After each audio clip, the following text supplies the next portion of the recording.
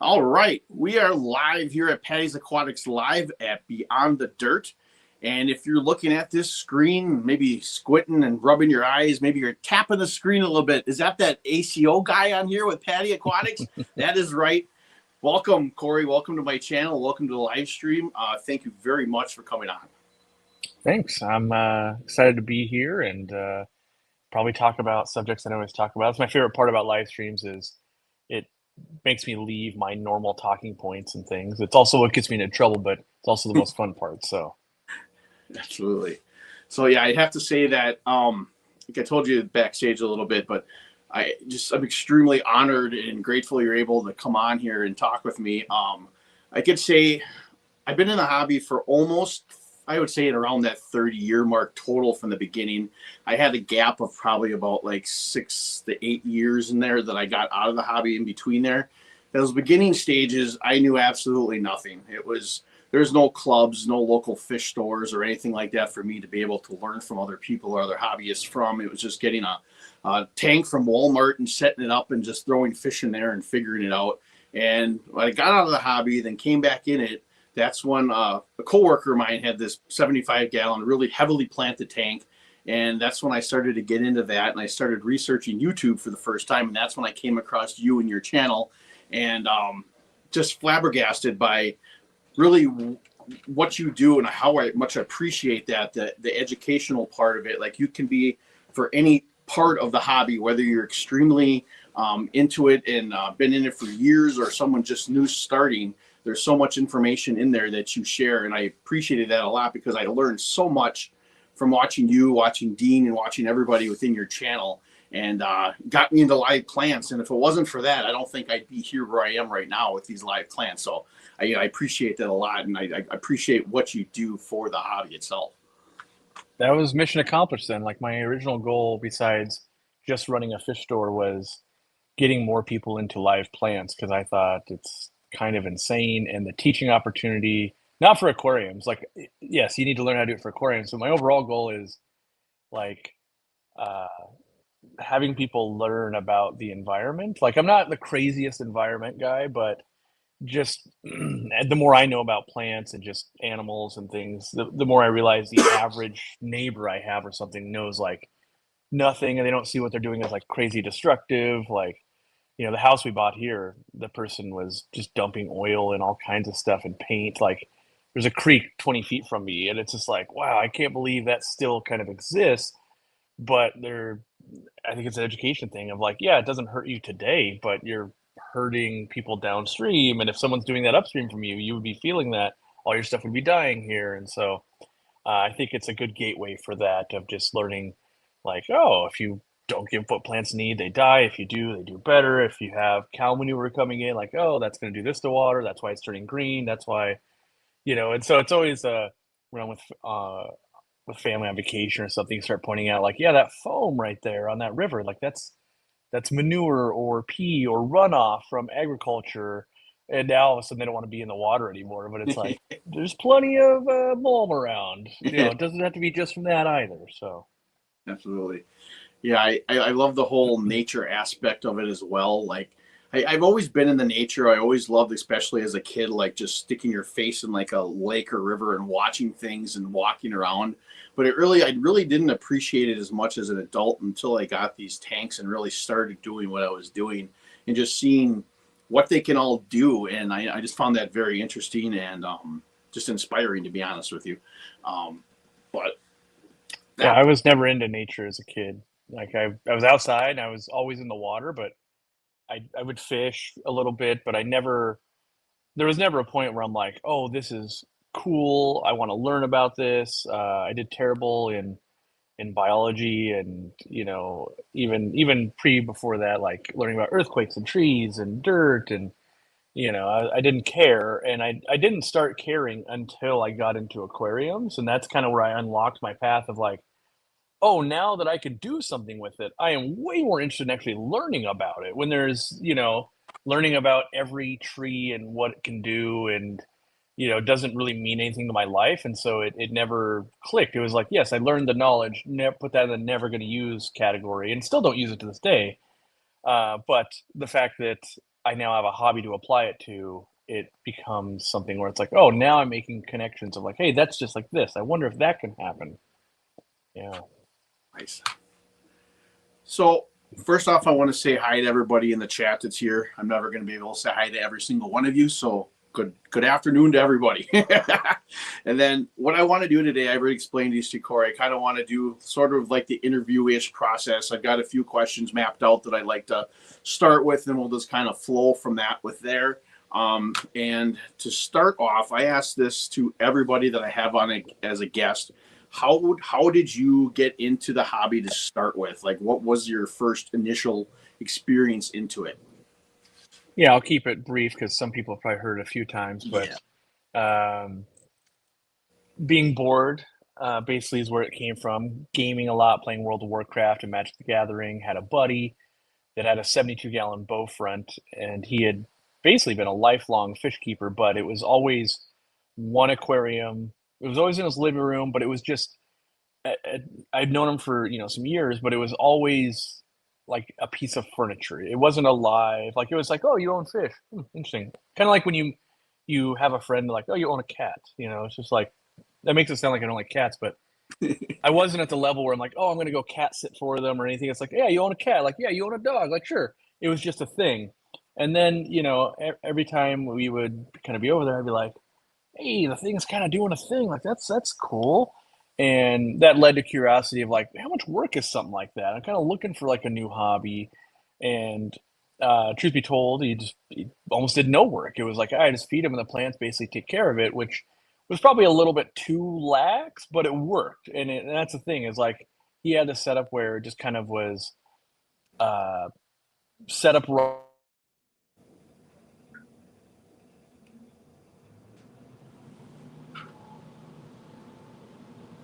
Might have lost you there, Cory. Frozen on my end anyway. Is that my internet? Okay, well, I'm back. I don't know if that was my internet or what. Yeah. I hear you now. Okay. Well, so anyways, as Tetris would live, he'd have some that would live, like 7 or 8 years. He'd have some that would, die prematurely, but there wasn't the big knowledge base of to dwell from or pull from, and that's like what was the pHs doing? Were they running out of fertilizers? Like fertilizer was a thing of like, yeah, I buy it sometimes and it goes in sometimes, and knowing now, I'd see like, oh, there was deficiencies and things could happen, but back then it didn't matter because it was just like, wow, this thing looks really cool, and if you don't compare what you're doing to somebody else, you don't know what you're missing, which is kind of very freeing and awesome.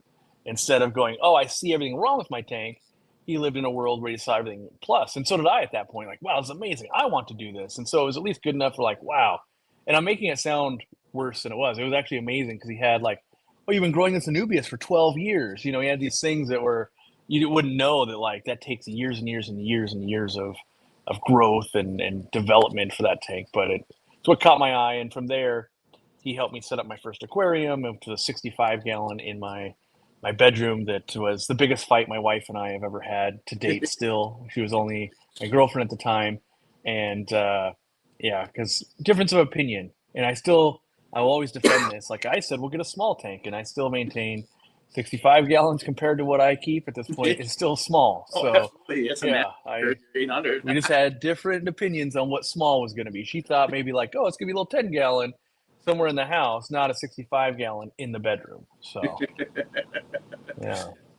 yeah. I still hear from my wife when I first got back into the hobby. My son gave me his 65-gallon tank, and I told her it's only going to cost about $50. I just got to buy some fish, and that's all. All it's ever going to cost. I still hear it to this day about how much money I spend on this hobby.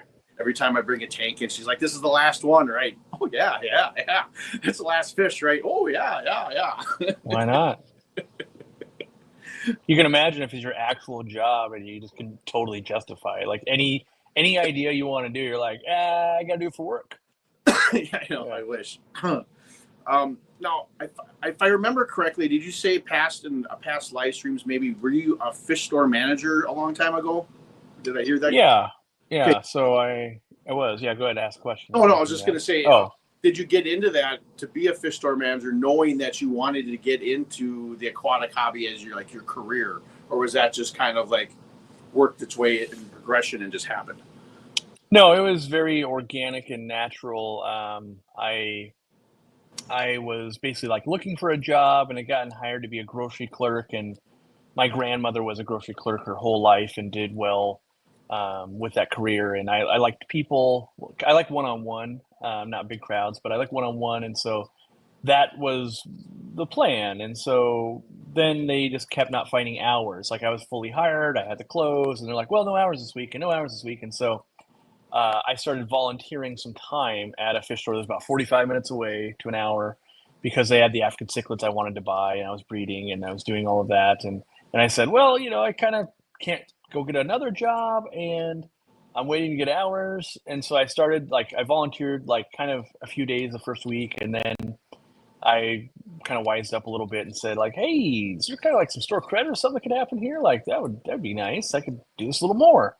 And each week that kind of went by, I would still call in and be like, so schedule, like, is that going to happen? Oh, not this week. We'll have to get you, and then like one week might be like, yeah, we got 3 hours training. You got to come and do the videos. Like, okay, then I do the other thing.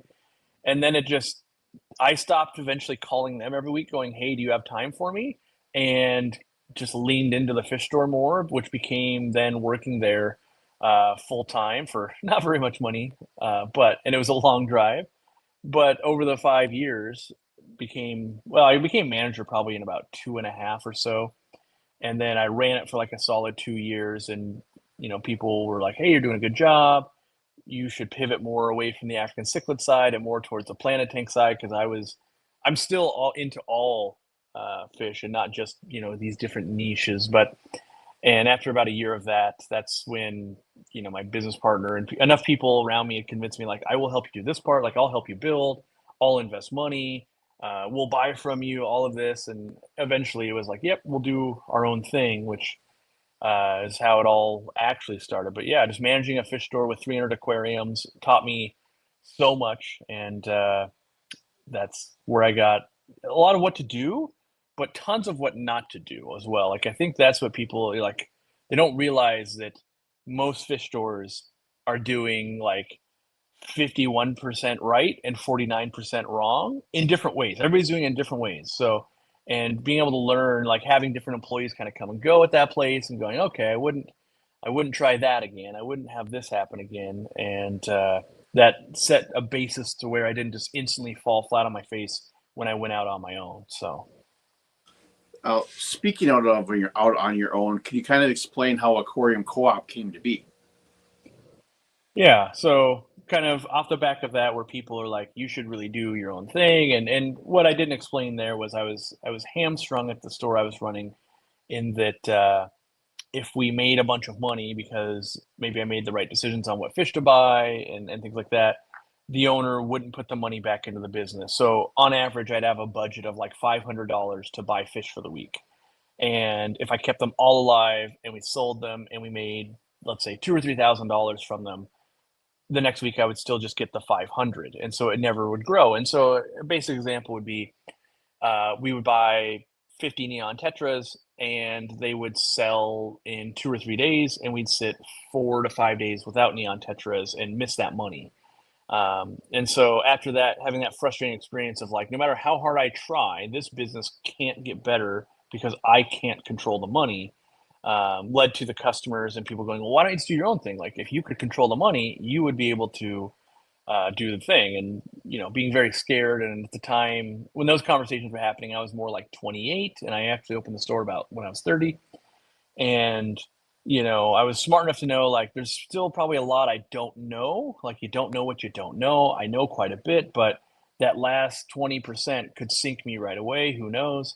And eventually people talked me into, I was not gambling my own money. My silent business partner, if I failed, I owed him nothing.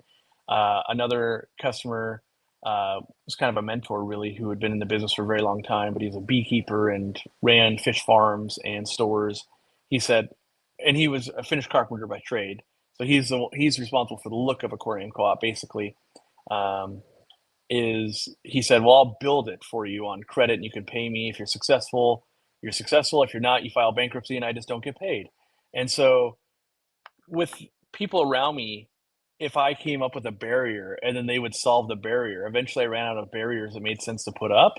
And so it kind of became, I guess I'm doing this. And that's what led to, the little store, still a little store today. People always show them like, it's this small, huh? This is it. I'm like, yep, it's just 1,000 square foot store. That's all we are, until the expansion opens. And it was just one step at a time. I remember, it's you buy one bottle of Prime and then you sell it, and now you can buy 2 bottles of Prime, and then pretty soon you can buy 3 bottles of Prime. We did the same thing eventually when we moved online.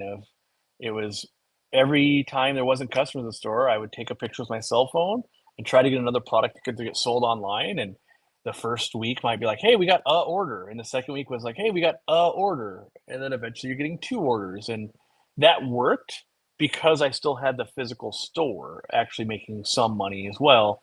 And so that, it was kind of like I had multiple jobs. And then YouTube was helping a bit as well, as in, like,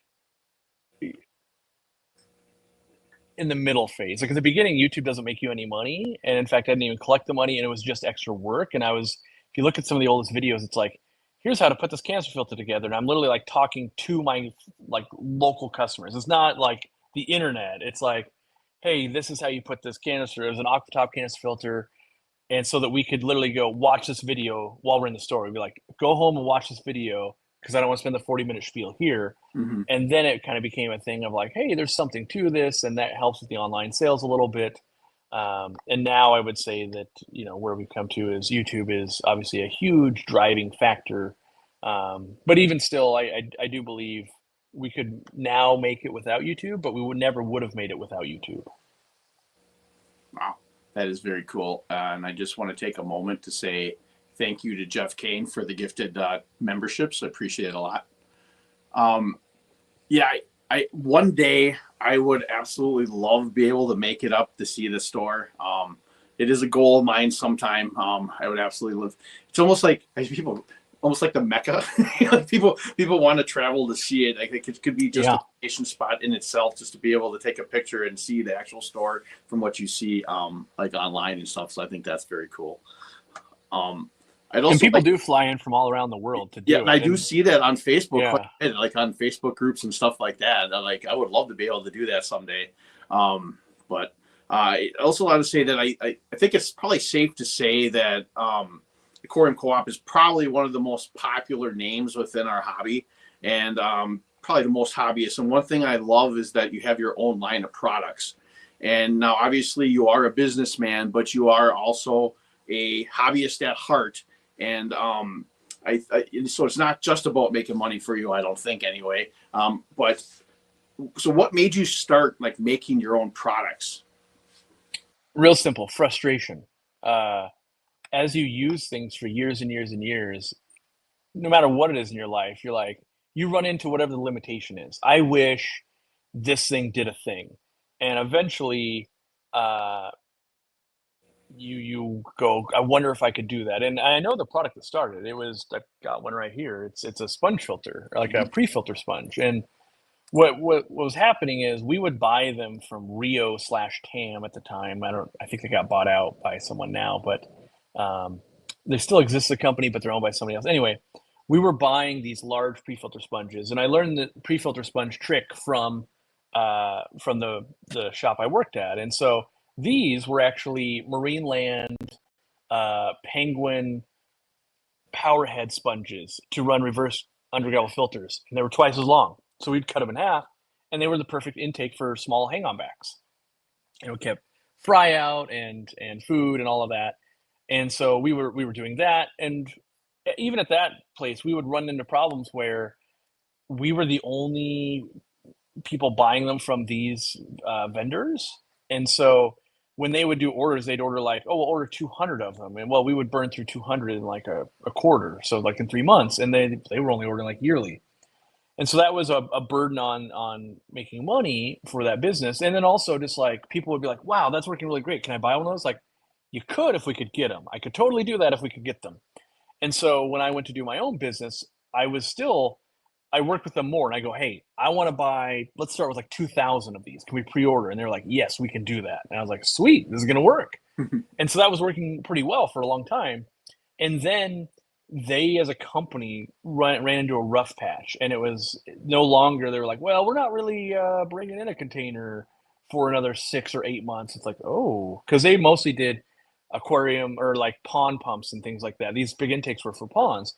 And that, I know it's like, well, you have to spend hundreds of thousands of dollars, and then this guy wants to spend $1,600 with us or something. Hmm. And so it didn't make sense for them.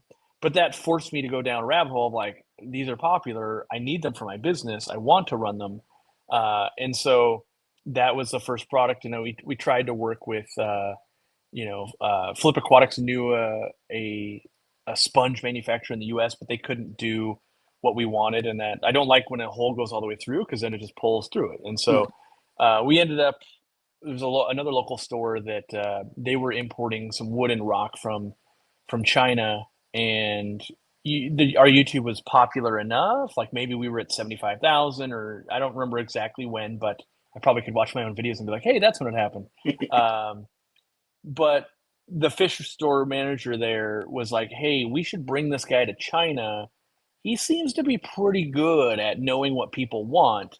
And so the goal was like, yes, they flew my wife and I to China with them, the owners of the store.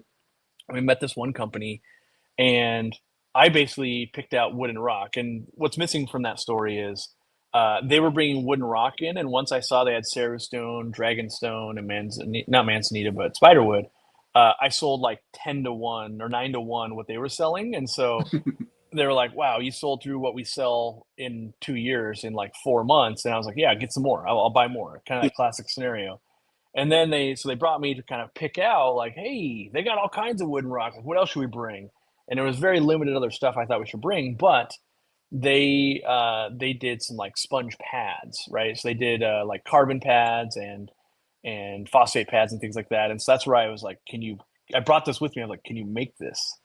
And they're like, yes. And so that's kind of where that first relationship started. And so then it became the huge hurdle for my little company at the time, because we're online basically, was I needed to bring in my own container, which was a whole new world because I was a very small team of like, I think for the first container I did bring Randy on, but that was a huge expenditure going. This is jump in head first and hope this works, because he's got a master's in logistics and all that kind of stuff, and was working at Amazon and doing all that. And I needed someone that could navigate the uh, the container process. People don't realize there's a lot that goes on in terms of paying tariffs and lining up carriers and getting it exported out of that country and imported into your country and everything coded correctly. There's all these crazy steps that go into that. And that wasn't something that I could pull off while full time working at the store. And then if there's an extra minute doing YouTube. Yeah. And so that was the first thing we did. And from then on, everything we do has been, can we make it better, or what is wrong with it? And for the first few years, it was very easy to go like, this thing sucks. How would we make it better? Now what we do basically is we look at what's selling well, what could we bring as our own product, that maybe we're selling of somebody else's, but how would we make it better? And usually there's always some reasons like, oh, like I know there's brands we carry, some are going up by 25% January 1st, and we're gonna have to tell the public, and the public will be like, oh my gosh, I'm not paying that. And so it's not always a price thing. Most often it's like even like a flu ball would be a great example. We've sold their stuff for a long time. Everybody knows like, well, there's problems with the hang on backs. I would change this about this. I would change this about this. And no matter how many meetings I have with VPs and CEOs of the aquatic department, they just go like, no, we're not, it's not going to do it. And so you go, okay, well, maybe, like another one friends are asking me for, like the Marina hang on, well, not Marina anymore. Now they're Flu Ball. Flu Ball owns Marina. But anyway, the breeder boxes that hang on your tank that everybody's hit with an elbow, they fall to the ground, shatter to a million pieces. It makes all the sense in the world. Like, why not make this out of a plastic that doesn't shatter, like our catch cups or something? And it's not rocket science. Like football could do that, but it's like, well, that's a different factory. That would take some R&D, and like we're not planning to do it anytime soon. But the people around me are asking like, why don't we do that? And it's like, well, we got to make sure the market's there, because a lot of times people don't realize like spinning a product up starts at $50,000. Like you got to sell a lot of those little breeder boxes to not lose money, long term make money. And so yeah, it always comes from, could we make this better? And if we can't, a lot of times we just won't. Like we have to win on, can we make it a better price, or can we physically make the product better in our eyes or different? And if we can't, it's just, well, then why not? And there are a few exceptions. Early on, there are some exceptions, and I would say things like check valves and airline tees. They are so simple that I'm not sure they can actually be improved upon. I can control the pricing, and that does help, especially all of our stores that we sell to. But now, for the most part, what we run into is just product limitation. Like, hey, we need 22,000 of those, and they go, sweet, we have 100. Flu ball is a great example. We needed flu ball bug bites. Like, why don't you sell that? I like the food. We would order 1,000 at a time, and they would short ship us. They'd be like, well, here's 47. And when the next shipment comes in, like, here's 211. Meanwhile, the 1,000 we need is only 60 days worth. So it's like, we're just sitting out, and customer service, Candy can attest to this, of like, we spend all day going, I'm not sure when flu ball will give us more bug bites. I'm not sure when this company will give us the thing. And so we're better off not selling it and then developing our own, which we have no plans to develop a bug bite, but we just, some products we just drop and don't do, out of like, if you can't keep it in stock, you're only angering people, and people won't buy when you're out of stock. They go, well, I'll wait. And it's like, but it might never come back from flu ball, and we'll never get your money. Where if you just don't have it, they'll buy what they want from you and go, well, I'll wait on Amazon, or I'll wait over here to buy it. And then we still get to stay in business that way. Makes sense. I mean, like, you don't want to develop something that's not going to want to have a market for it, because really, what's the point? And like you said, you got to put so much money into it, and I'm sure you probably got to do a lot of testing on your stuff too. You do before you even try to even put it out to the public. That's a lot that would go into it, in my opinion, which I'm sure you can attest to. But one thing I do want to talk about is, speaking of products, is that magic food I've been seeing all over the place. It looks absolutely amazing. I definitely do want to try that here soon. So if you want to tell people a little bit about it, but from what I've seen from pictures and videos, it basically will float in the middle of the water and almost imitates like a baby brine ship or something like that. It could. Yeah, it does. That wasn't the original intention. But yeah, the Magic Small feed, which I use quite a bit of, it does float mid-water for extended periods of time, depending on the flow. And really, we've been on a quest for probably 2 or 3 years to produce our own food. And we started with kind of freeze-dried, because you kind of can't go wrong, of like, it's just freeze-dried. But what we saw in the industry was, every year these price increases come. And we're looking at even foods we sell, like 10 to 25%. It's year after year. It's like, these are getting pricing people out. And I don't believe that they have to be this. And so let's look into it. And so for years, we would just keep buying foods from, we tested all the domestic manufacturers we could find. Then we were testing Chinese manufacturers, and nothing was better. Like, it'd be fine. Like, I'd be like, yeah, it's a fine food. It's just, we're not going to put our name on it and be like, this is the best. And then people are like, it's just like this. And like, you're right, it is just like that. And so this food, though, we basically just keep saying, send us what you got, let's test this. We did a bunch of custom blends. Like, what if we put the maximum amount of krill in? What if we put the maximum amount of brine shrimp in? And we were testing flake foods and things. And turns out fish don't like that. Just like if you like a steak, you don't necessarily want a 40-pound steak. You still want the stuff to go with that steak. And so we learned a bunch of these things. And with this food, when we fed it, it's like, wow, it's kind of doing this mid-water thing, and the fish are going nuts for it, which the only other food that I've fed that I've had this experience with has been the extreme krill flake in my store. Because when you're in a store, like every week, someone's like, hey, I got a new thing you need to be selling. It's the best thing you've ever seen. And I always put it to the test, and they would always fail. But the extreme krill flake did not fail. It thrived with discus and just stuff that normally is very picky. And that became the baseline. And so I had to have something that could do that, or I wasn't going to launch it. And nothing was able to do that. Like, we still sell their food for a very long time. And this food, does have that response in testing it. Like at first I was like, oh my gosh, is this it? This is amazing. Then I was like, well, I got to give it the store test. And I was real nervous because I was like, we're on the cusp of like, this could be the one. And then the store went nuts for it. And then I got some to Dean and some other people, and they're like, oh, this is pretty good. And it seems like all we did was order it up, but what you don't realize, you get a box of food and they've got like this in different sizes. They've got full floating, full sinking. This was labeled as like a floating food, even though it does like mid water. And you've got different blends, and so most of it you're like, no one wants this. Moving on, moving on. It takes like a week or two to even test the foods because it can't just be one tank, one food, and then you have no idea. Like, there's a lot of stuff like it. I have no idea. This fish is not used to it, and so yeah, it floats mid water. But we had been on a quest to originally, like a couple years ago, I was like, well, what are foods that have kind of gone away that I loved in the past? And one was Cyclops Ease, which was a tiny little crustacean, and I love to feed frozen Cyclops. And then the other one was golden pearl. So a lot of people are like, that's just golden pearls, and they're kind of right in that it feeds similar to it. But golden pearls, if you've been using them for a long time, like back when I was newer to the hobby, when you bought them, the first ingredient was brine shrimp, and they were expensive, and fish went nuts for them, and they stayed middle of the water, and they had neutral buoyancy. That's where I even learned, like, what is neutral buoyancy? Stays middle of the water, right? And so I was like, well, maybe we could find the manufacturer of that.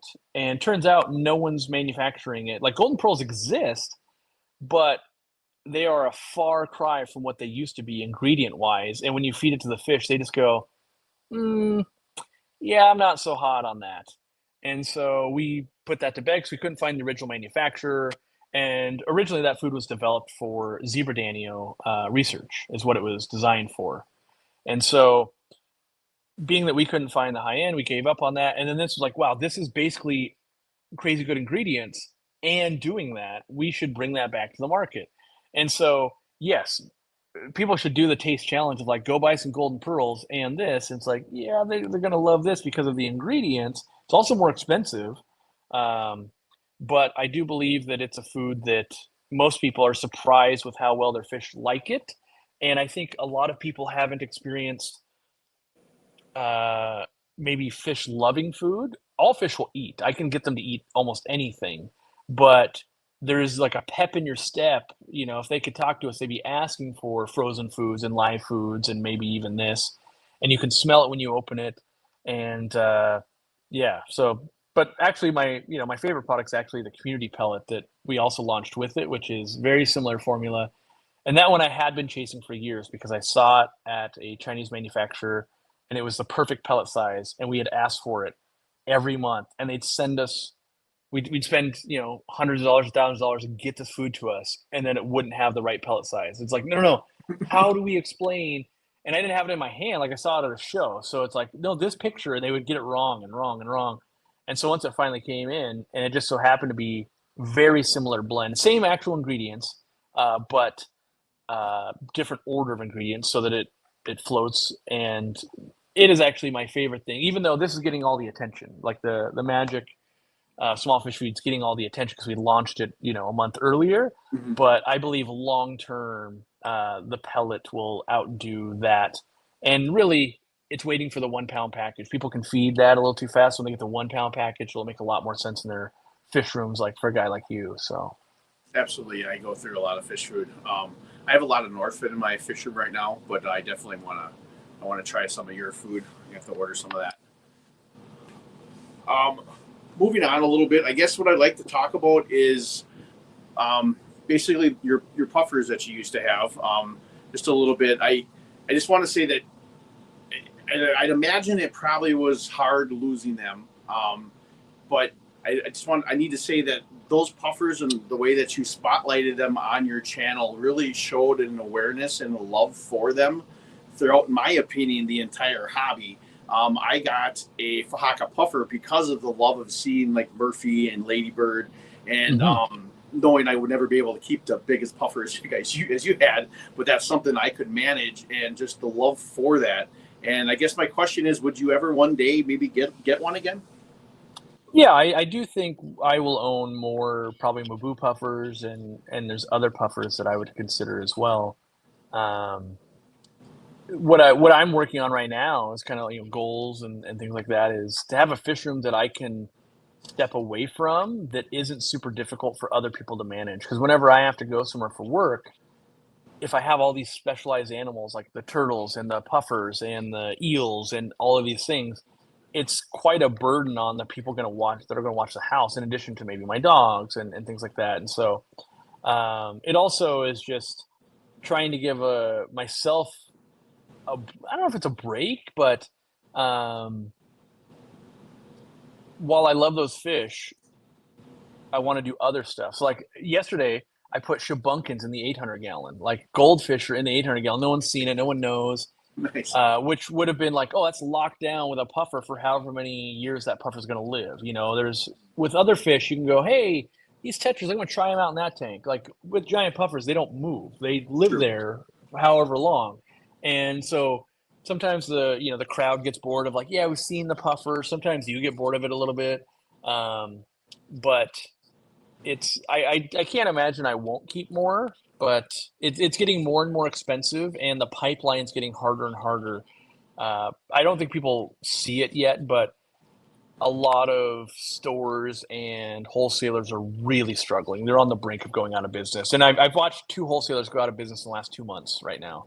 Um, and what that means is when you have a giant puffer that eats half a pound of clams a day, they have to be able to bring in massive amounts, and we don't have the relationship with like an Ocean Nutrition to be like, hey, I need to order clams by the pallet. There's still a lot of old school, hey, you're not we are a wholesaler now, but hey, you're not one of the traditional wholesalers, and so you can't buy it wholesale. So a lot of times with our products that we don't make, that we buy, we're buying 3 or 4 wholesalers out as soon as they come in. Like they will order like, oh, we'll order $3,000 wholesale wise worth of clams. I'm like, sweet, I'll take all of that and all of yours and all of yours.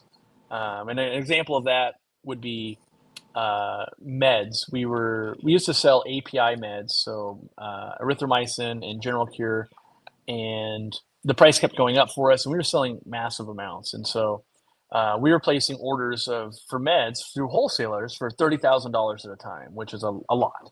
And when we were speaking with the new CEO of the Mars Aquatic Edition, which Mars is Mars candy bars and stuff, and he had just got done raising tons of profits in the candy bar sector, and now he's in aquatics. Never owned a fish tank before, which that's just irritating.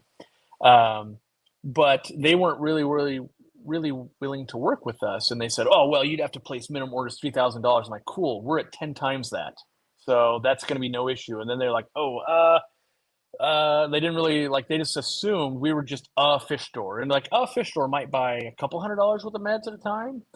And so they weren't prepared for that. And then they basically, we had a couple meetings throughout this convention. And they're like, well, we'll have to get back to you on that. And they basically like, oh, we just won't do it because they don't want to jeopardize upsetting the relationship with some of these bigger wholesalers. And so then we actually just worked with, Fritz, and now they have all comparable products that they've launched. So we didn't, even though we had a hand in them, we didn't have to do that. And now there's more bulk sizes, they're cheaper, and all of that. So it's getting harder and harder for us to supply people relying on other people's buying just because we sell more. And so when it comes to like a puffer, even just getting the food can be difficult. When you start buying at retail, like I would have to go buy at a store, Mm. and you're like, wow, it's $15 a day to feed this fish, which is still worth it, but it's getting harder and harder, and you have to make more and more trips. And so I would want to, like, one of our goals in the next few years is to hopefully launch some frozen foods and make that make sense. And the way I see that making sense is we would sell to stores, and then stores could sell it, not direct to home. It's a very difficult thing. People go, well, other people do it. Like, yeah, it takes hazmat permits, and you have to work with dry ice, and you have to meet all these different crazy minimums, and there's all these things to go through. And I don't think people want to spend $100 on frozen food at a time. They want to be able to buy like $10 or $20 worth at their local fish store. So uh, but there's a lot of infrastructure. Even brine shrimp's difficult with frozen containers from another country to yours. It costs a lot more logistics. the amount of freezers. If anyone watched that video, like we need to buy lots more giant commercial freezers for our warehouse and everything. So there's a long run up of like, oh yeah, that product minimum order is 100,000 plus you need another 50 or $60,000 in more freezers, plus you need to buy dry ice and be able to store it, plus you need all this packaging to develop just so you can get it to stores, and then hopefully keep it better price or same priced as local competitors. But we literally have had it where stores that are buying from us cannot buy frozen foods. They're like, oh, my wholesalers just don't have them. I'm ordering them from like a Ken's Fish or a bulk resupply, and we're having to charge too much. And our customers are angry, but they're also angry if we don't have it. And so that's what we're trying to solve for these stores of like, it shouldn't have to be you struggle to stay in business because you can't even get a product that people want to buy. Yeah, So absolutely. And I love the fact that you got your partner stores throughout the United States too.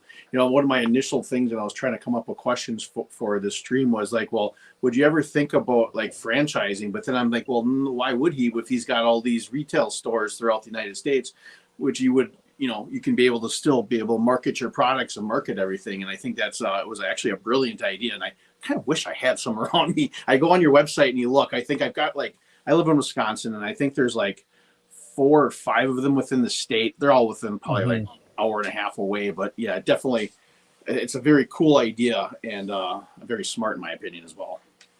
it gives every store the freedom to sell what they want. So instead of being a franchise and saying you have to sell these products, you have to do it this way, if the local store to you wants to be a dirted tank store and they don't want to lean into Easy Green as much, that's fine. We've got all these other products that supplement that as well.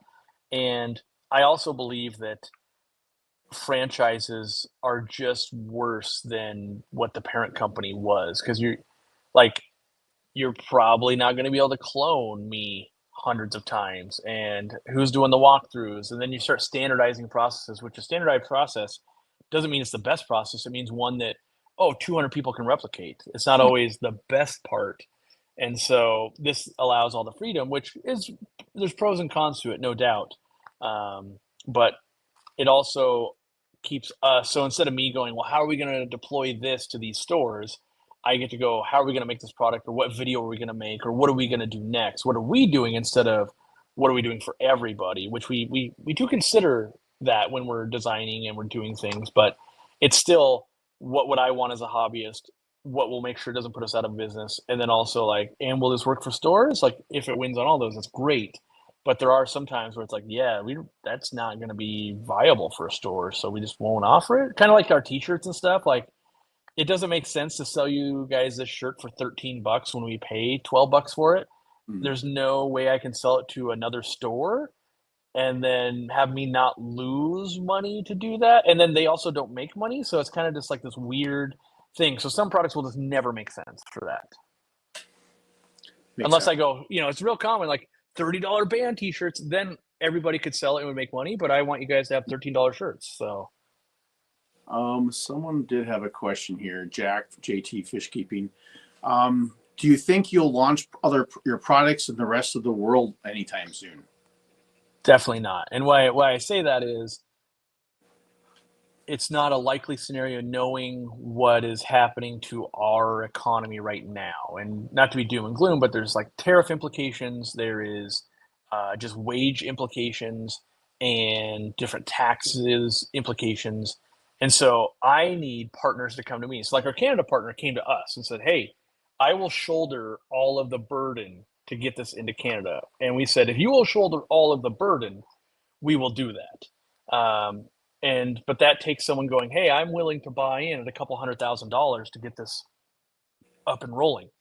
And so like to get outside of, like they share a border with us. So it's pretty easy. Like their store was physically 2 hours from our warehouse at the time. But you start trying to get to other countries, and the burden isn't so much just that money. It's every single product we sell needs documentation to get into another country and certificates. And so, like, for instance, all of our foods and things have certificates to even bring them into our country. And then you need that to go into other countries. And so we would have to probably hire 2 to 3 compliance people to be able to just physically move stuff to another country, We would need someone to be able to afford doing that. If we're footing the bill, we have to have like an extra $500,000 to be able to get some of those containers going there.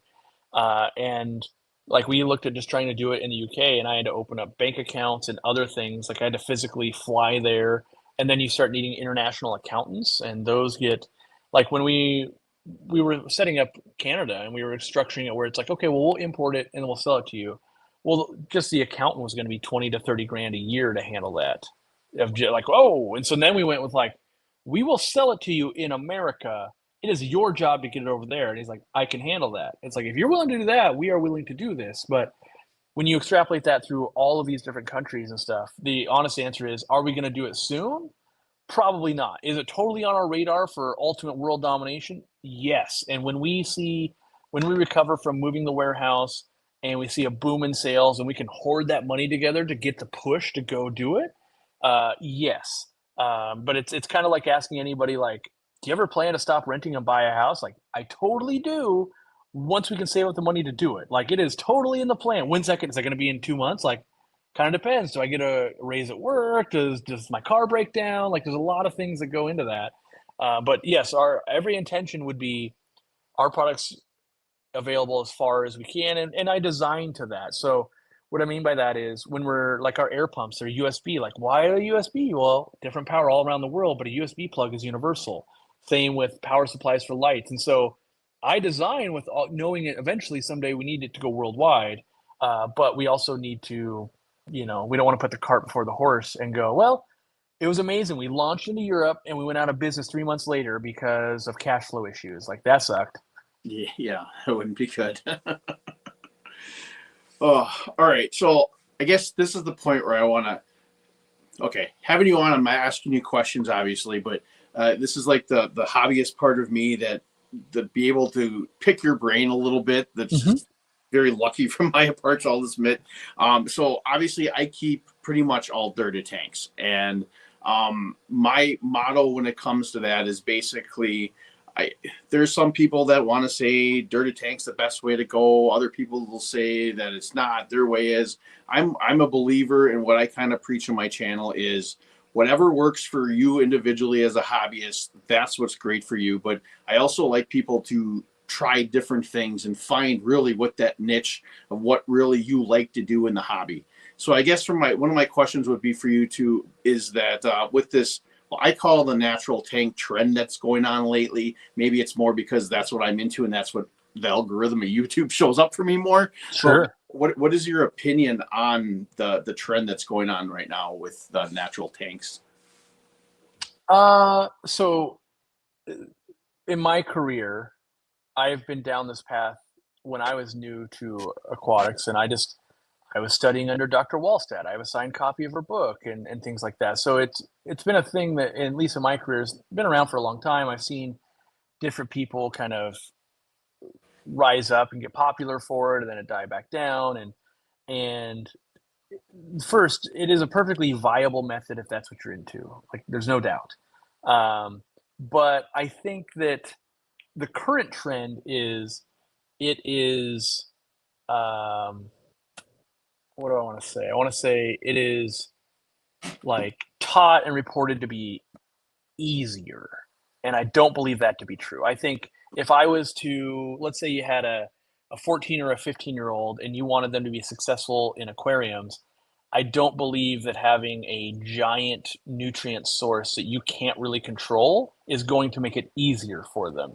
And not everyone's trying to make aquariums easy. That is my goal. I'm always trying to make things easier, get people into the hobby, learn plants. And so allowing people to control those things, they can learn where if I just go, hey, put soil, cap it, and put some plants in, and they will grow.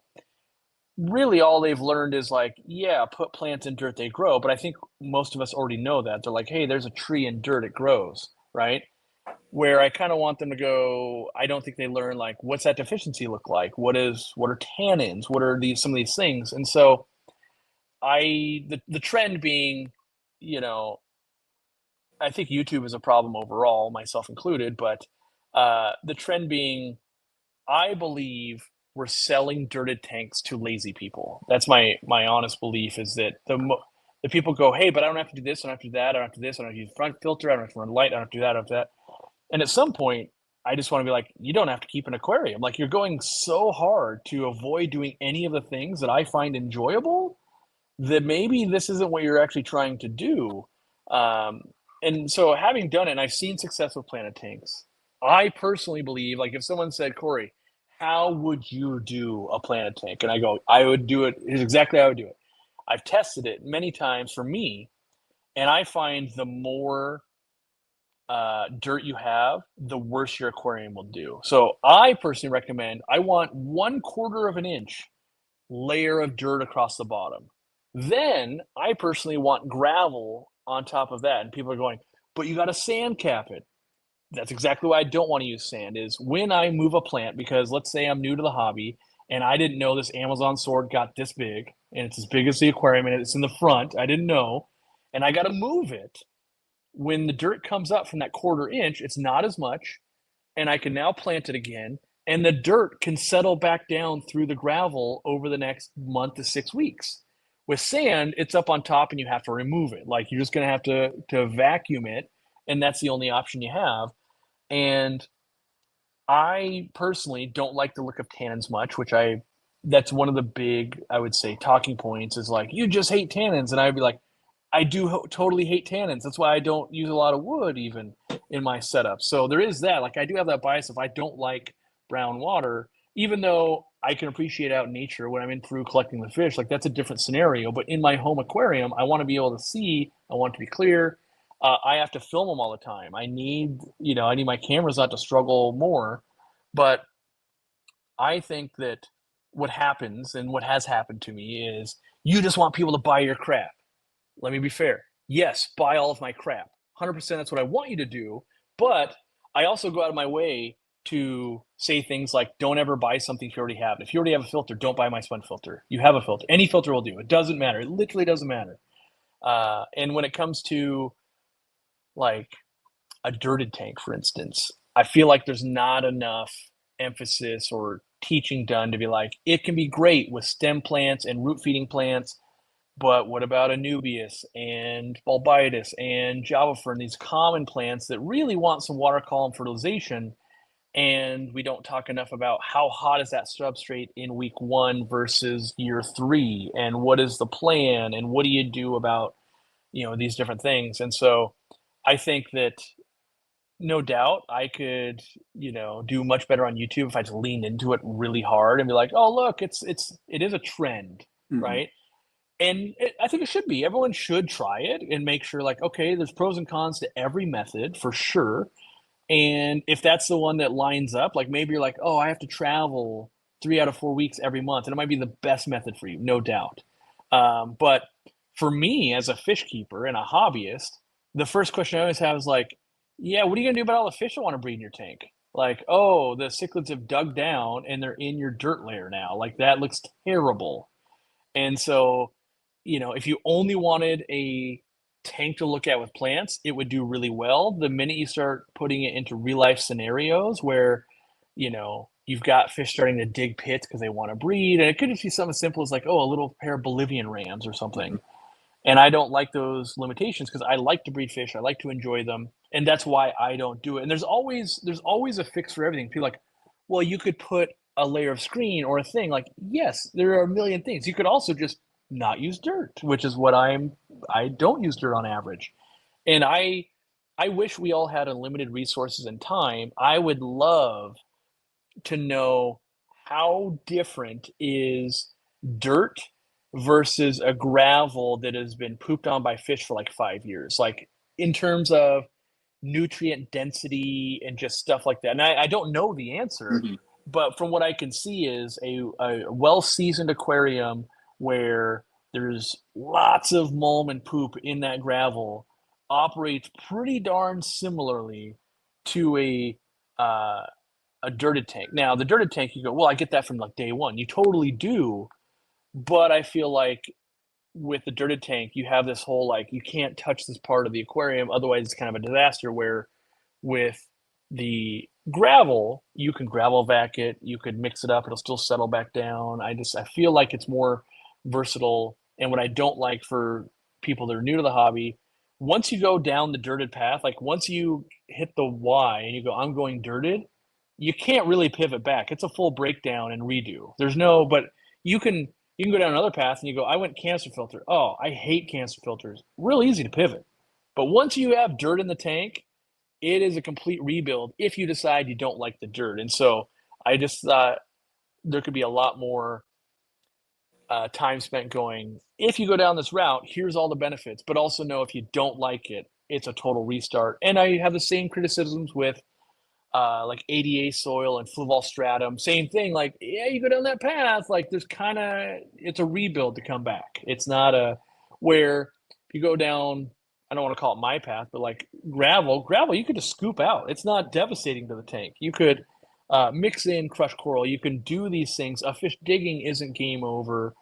You have the option of using an undergravel filter if you wanted to, which everything can be done. Like you can always add 7 layers of complexity to pull off anything.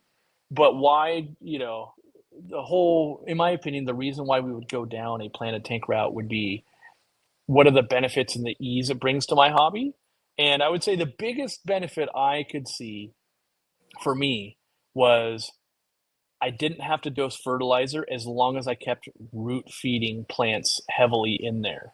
And that can be great. There's no doubt that that can be great. But I also watched that I fell victim to this. Dean has fallen victim to this. I've watched a lot of people fall victim to this. The more things you can automate and not have to touch, like, oh, I don't have to do anything.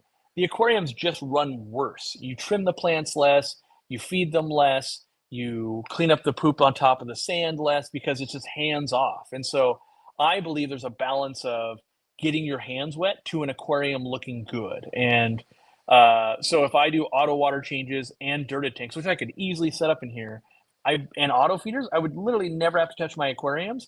But I would also argue, like, am I in the hobby anymore?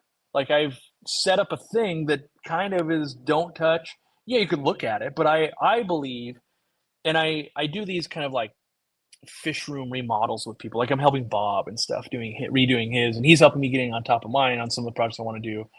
And by getting our hands what we notice, like, oh, your barbs are breeding. You had no idea. And we would never notice. Like you'd be in there, you look and you're looking. We were there for 4 hours before anyone noticed that, hey, these barbs hanging out under this, like right by the thing. And that was because we had our hands in the tank for 4 hours. And I don't think most people understand what I'm talking about. They just go, I look at my tanks like, do you?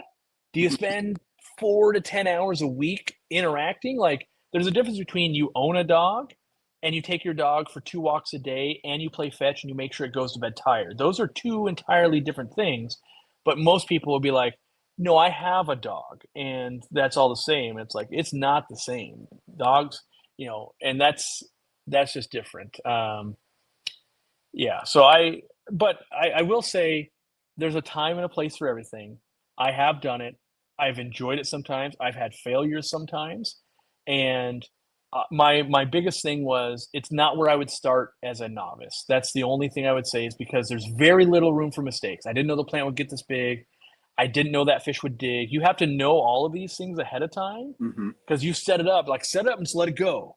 And as a new person to the hobby, you want to go to the fish store every day. You want to buy a new fish every day. You want to move it. You want to do a thing. You want your hands wet because that's the hobby you bought into. Where if you've been into it for 10 years, you want to set it up and go, hey, let me observe this ecosystem. And I understand that, but it's not sold that way. It's not sold up as set it and never touch it again. It's set up or it's sold as this is the path to having a successful aquarium. And I believe the path to a successful aquarium is education. And you could pick whatever method you want to get there. So, that's my take on it. I don't disagree with you at all on any really the points that you did make. Obviously, there was a big difference for me since I set these all up being dirted tanks compared to before dirt. Yes, I'm doing less maintenance on them, so I find myself down here more just honestly observing the fish in the tanks than I did previously than doing all the work on them. I don't keep filters anymore, and I don't have air in any of the dirted tanks anymore, so they just run all natural, I guess. But I get it. You really have to kind of pre-plan what you want to put in there. Like you said, like with cichlids and breeding, like I have an Oscar in a dirted planted tank, and growing. He's been doing good so far, but I had to put an egg crate in the substrate above the dirt in between the cap of sand so that Yeah. he'll never be able to dig down. So obviously there's limitations to what you can do with them, and I completely get that. And it just, I don't know, I like to challenge myself for some reason. And I kind of went headfirst in with all of these tanks doing it, and I just really found it fascinating. It started off with the dirt. Actually, the first time I ever seen it was from Dustin's fish tanks when he was doing a dirted tank, and I Yeah. was like kind of getting bored at the fish room with everything I was doing, and I'm like, well, I want to try this. So that's kind of where I got into it, and I started it. And then I started watching a little bit of father fish stuff, and then I seen Lucas over at LRB with the no filter and the no air stuff, and that kind of got me into that trend of it as well, just to kind of experimenting. And everything's been doing great, but like you are correct, there are limitations to what you can do with it. And yes, I do believe, like you said, that it's not as easy as it may come off to be for a beginner to jump in if you have no knowledge of plants, you have no knowledge of aquariums themselves, because there is a lot to it. Like I got a few videos out where I try to, like what I try to teach and educate is just my experiences. I'm no scientist. I don't know all these scientific facts about how this is happening or why is this happening. I just know what I've seen with my own two eyes in the aquariums and the process that I've had these. And I just try to show that for people that maybe are trying to get into it, that they can say, well, he's had that happen to him. That must be normal. Because when I first started my dirted tanks, the trend wasn't there yet, and Sure. there wasn't a lot of information on YouTube to find. I just kind of played with it and went.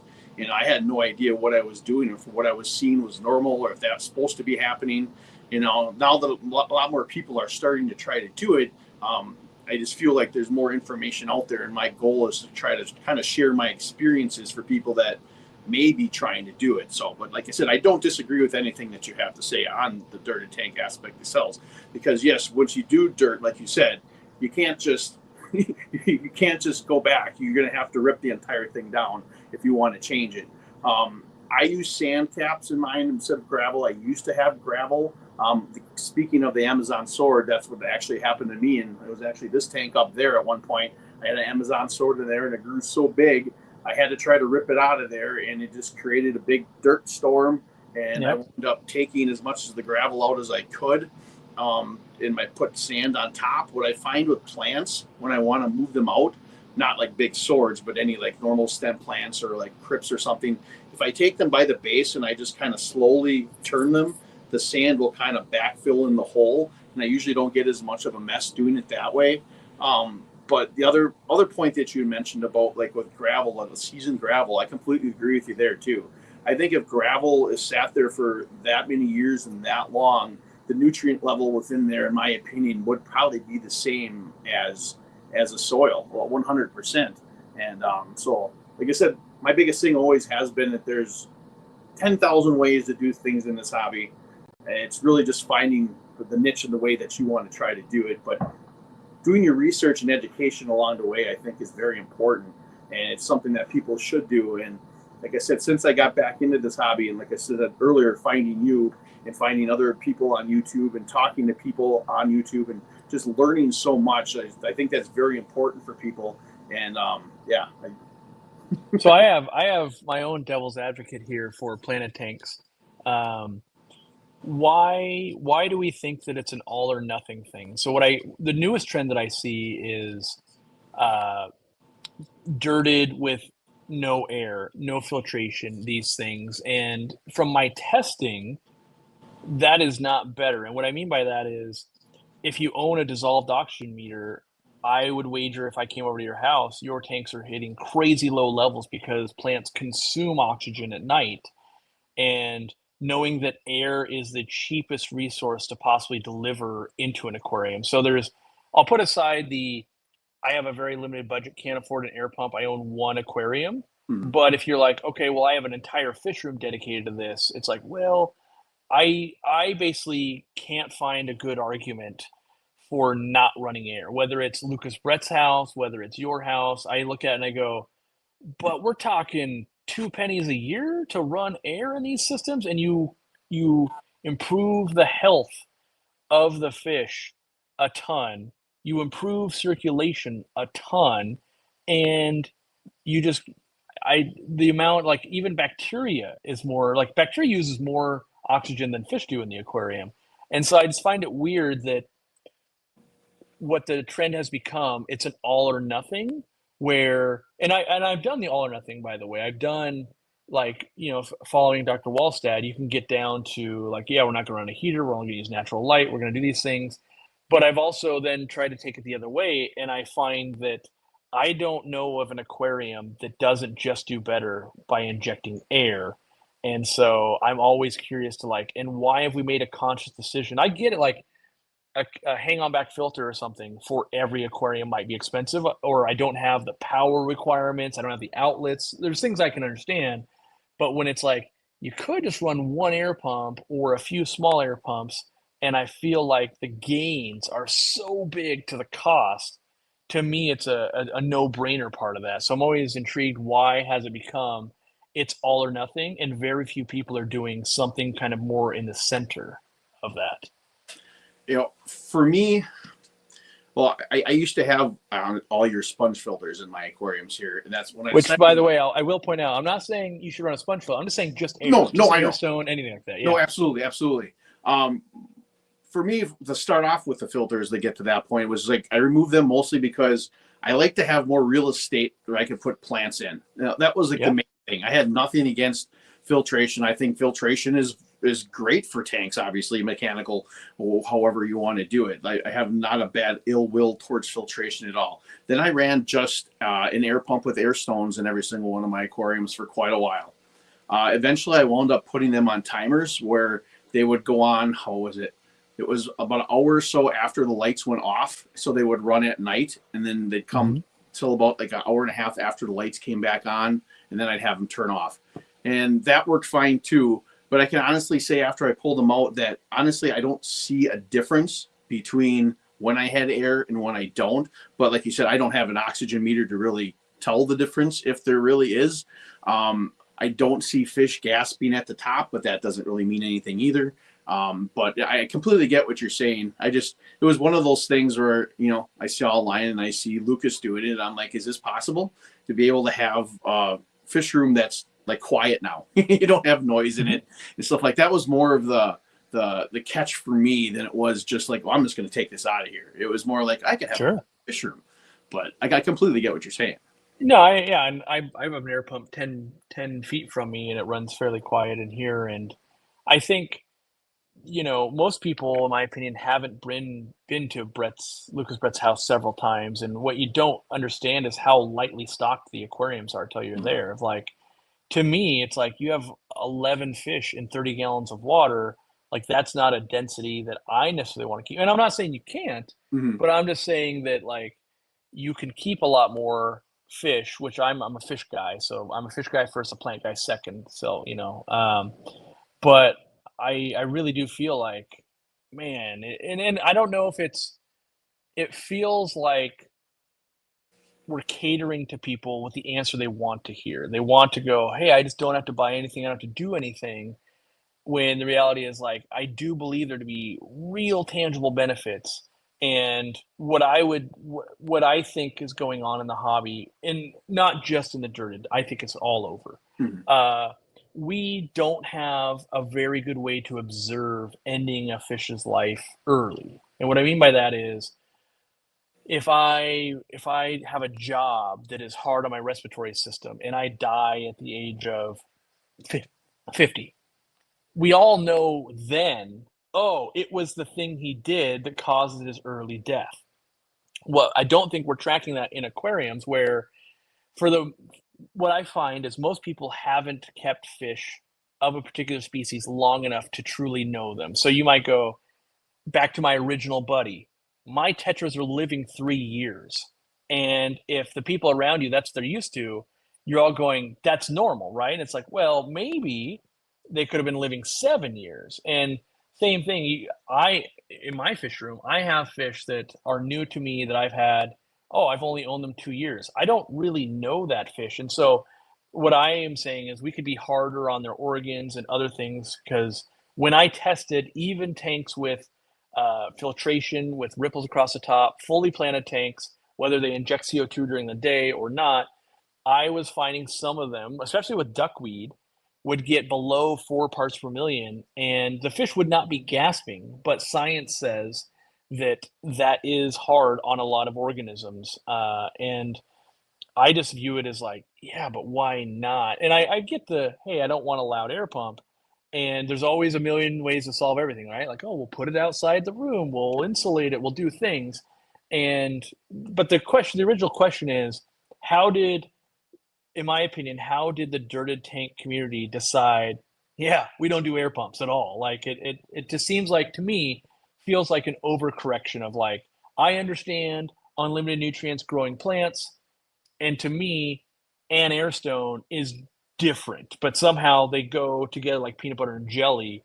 And so I think I also think that the Planet Tank movement is very young, as in of the total amount of Aquarius, the millions of people, you're like, oh, a few 100,000 people are doing it, and where that will be in 10 years will be radically different than where it is today. And someone with time will do extensive testing and be able to prove one way or another. But I find it, you know, interesting. No air, because to me, it's the cheapest resource. It does so much good. In a lot of everyone's tanks, in my opinion, it's even adding CO2, which their plants to do even better during the day when they're sucking out all the CO2 out of the water. Mm-hmm. And it also, like, for instance, if I send you this food, it won't do very well because there's nothing to make it move in the water. True. It's just going to sit there. And so there is all these little tangible, like, oh, I think the people that aren't keeping dirted tanks don't realize how different of an aquarist people are. Of like, there's literally no flow. If that fish doesn't swim, water doesn't move. Mm-hmm. And that's just a very different experience. And so, yeah, my big thing, if I was going to nerd fight dirted tanks, is like, let's just get air back in tanks. I really feel like, you know, I'm not advocating for a sponge filter. I understand all the cost and what you lose, and I understand hang-on backs. There's a lot of things I understand, but man, it feels like air is important. Which I'm also passionate about glass tops. I see you have tops on your Yeah, aquarium, so like that's I have important. glass. I have tops on most of them. I have a few of them. I have egg crate as tops and some glass tops. I kind of mix around a little bit. Just some of those glass Because it ones. will increase evaporation, which people don't Yes, like. I get that too. Yeah. but for me, it was more cost. Like my 65 gallon, when I got it, it didn't have a top glass top on them. Hmm. And when I went to go look them online, and they wanted some crazy amount for those two tops, I'm like, I can get egg crate for $15 and cut it into two tops. Yeah, I'm going to do that. Now the unfortunate part is now I have to top that off quite a bit because of evaporation. And I do believe that the hobby is getting dramatically more expensive, which is a hardship to hobbyists, with a caveat. I don't think every hobbyist needs to have a whole fish room, but I do believe if someone wanted to set up a 75-gallon aquarium, it is way more expensive than it used to be 10 years ago. Like it has just gotten, and I see it where it's like, what do you mean we got to charge $100 for these tops? Because my cost on 75-gallon tops is $70 apparently. Like that's nutty. And so I understand that. And I also believe we have a problem in America that not many other countries do. We, from so where I've traveled in the world, who I've talked to, we are the only country that has insane amounts of aquariums because we have all the space. Mm-hmm. Most other countries go, we limit the amount, so because the space is more constrained. And I think that we, in general, I don't want to say too many. We keep way more, and you can buy two more tanks and set them up, or you could buy tops. And so I think, and I want to be the first to call myself out in this. I keep downsizing and downsizing and downsizing, realizing, and I upsize a little bit and I change, but realizing more isn't better. Better setups to fit your own personal needs is just better. And so, if it's really like I can't stand an air pump, like I get it. Mostly it's, the whole thing though. And I think that the longer people are on YouTube as creators, you realize you are influencing it. Like, oh, I've got thousands of people watching what I do, and I might like a certain thing, it doesn't mean it's better, it's a preference, but because I don't have a one-on-one conversation with everybody, you don't even realize that most people are going, "Oh, that's best practice." Like, no, no, no, it's not best practice. It is literally just what I like. All Aquarius do things that are not best practice, but is what they prefer. They do a lot of best practices, but if you're new or you're trying to follow someone, you have no idea what the secret sauce is. And so, like, there was I can't remember the channel name, but I found a channel that I'm really enjoying lately that I think he's in the Netherlands, and he's got just one wall of tanks that look really good, and they're all planted. And the secret sauce, like, is it the pendant type of lighting? Is it the way he's doing it? Because you're trying to engineer, like, I want to do that. I want more of that in my life. And but he in his video, what I let him know, I thought it was very cool. He went out of his way to say this is a personal choice, is why I go with this. Not that it's better or worse. Like, and it was very helpful that he was very mindful. He's only got a few thousand subscribers, I think, but it was the fact that he was mindful and letting people know this is a personal choice, not a best practice, and there is no best practice on lighting, for instance. I thought was very cool and something for me to learn, and so I'm always intrigued when I can learn from so many people. Like, oh wow, that's a great thing. I should incorporate that and try to be more mindful of these are preferences, or this is I don't want to call it fact because like research, like my air research, it's like, yeah, it is some research, but it's not fact because I can't, I don't know at what point something becomes a fact. But yeah. So anyway, I think that there's a lot of we copy each other in a good way to just see like I like what that guy's doing or that girl's doing. I Mhm. want to do that, but we don't always understand the nuance of why. Like why wouldn't he be using air? Or it's like, oh well, you might not be a YouTuber at home. You don't need it to be quiet. Like you're not hosting a show in there or Sure. whatever. Um, and so yeah, I just find it very interesting that we have segregated it like it's an all or nothing thing. It's so weird to me of like, oh, you're dirt, like you're over here and you don't want to go over there. Very rarely do I find people that stay very long and they do both. Like it's you try it and you love it and that's all you are, Mhm. or you try it and you hate it and you're back out of it. And Yeah. so I just find it interesting to explore the hobby without going, here's what I like, here's what you should do. Just instead, like, wow, it's very polarizing for some reason. I don't necessarily understand why.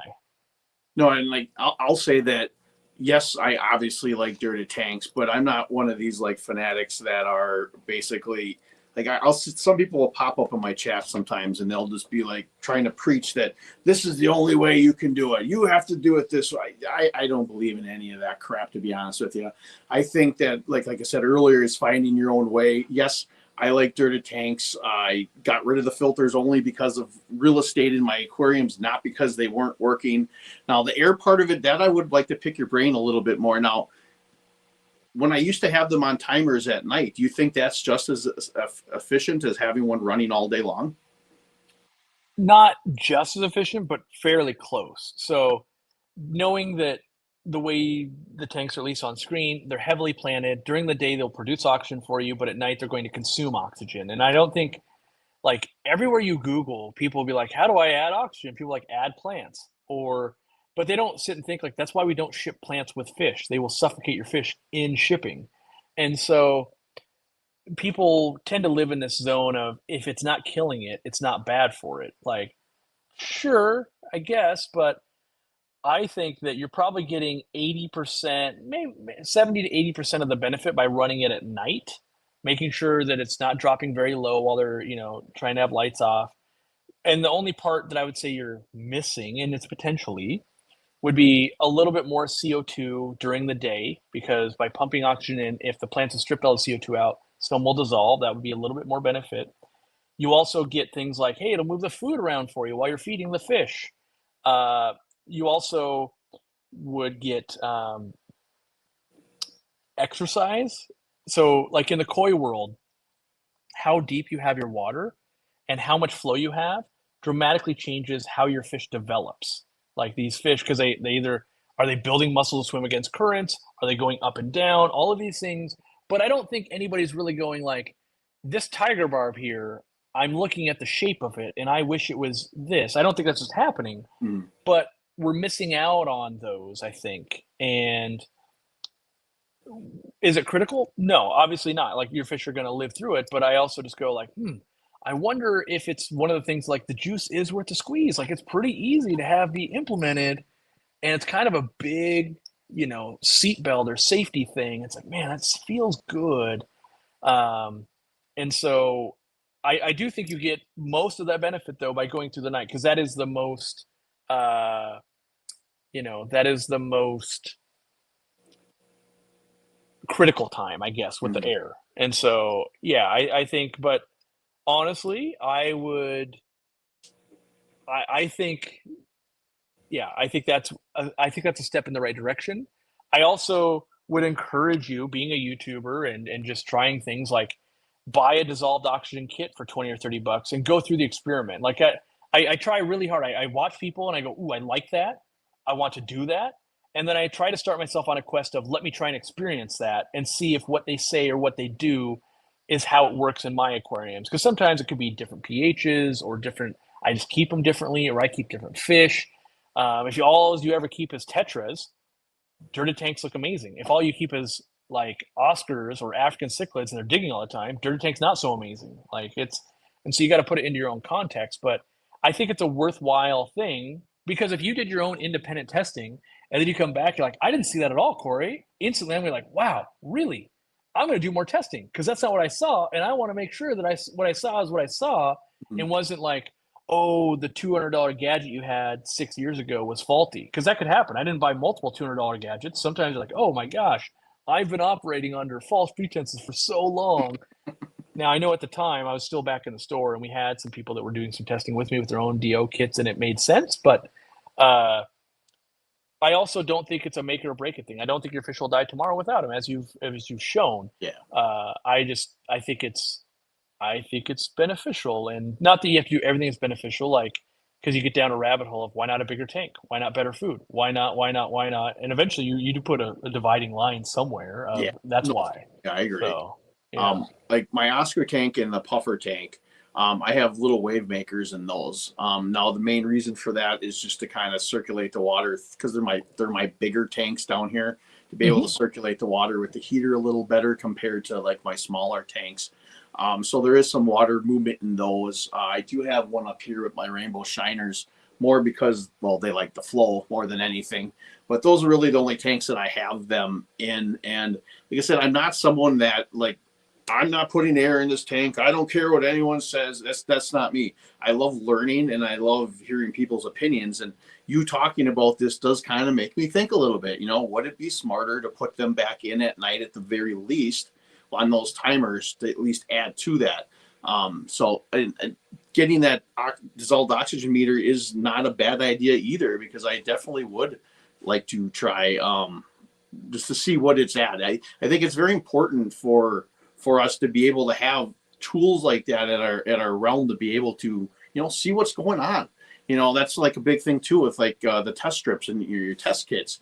That as well. Like I don't test my water very often, but it's a nice thing to have on hand because you just never know what's going to happen to be able to have that at your side to say, well, okay, this is going on. My fish is acting weird or whatever. Let me test it and see what's going on. So I definitely think that's a very important tool that I should probably put in my arsenal if I'm going to continue the no air approach. So I think everything's always worth testing once to see like here's my theory, is it panning out that way? It's real, because I guess I live in a world of like, are you on the nice edge of like all those tanks could crash, or are you like, oh, I've got so much buffer? Like that's the thing I want to know. Like, and I don't think you're on the nice edge, but oh, power went out. It's the middle of the summer. All the aquariums raised by 7 degrees because it's been 4 days. Like, oh, did they run out of oxygen then? Like, oh, an air could prevent that, but it only happens like once every 10 years. And I was like, yeah, but losing like your whole fish room sucks. Like, that's a small thing to maybe counteract. I will point out someone called out the name of the uh, channel I was talking about, and it's Michael Jensen. oh He goes yes, by I, that. Yeah, I saw you share that channel. I subscribe to it as well. and Very cool. it's a very interesting take, and I love that it's like I want to say little outside online culture influence, and it's a guy and wife with his hobby, and it was very easy to romanticize and fall in love with like yeah, that's who I am and who I want to be. Like it's me and my fish tanks, not, not this outside, like, should you or should you be doing any one thing? I like to come from a place of let me experiment, let me test, let me see what I think does best for me. And I think he's doing some of that.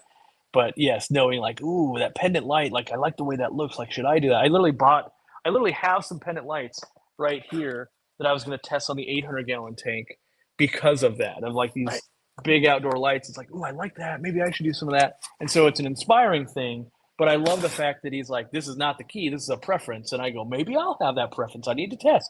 Turns out, don't have that preference. Don't like that light at least. But I do.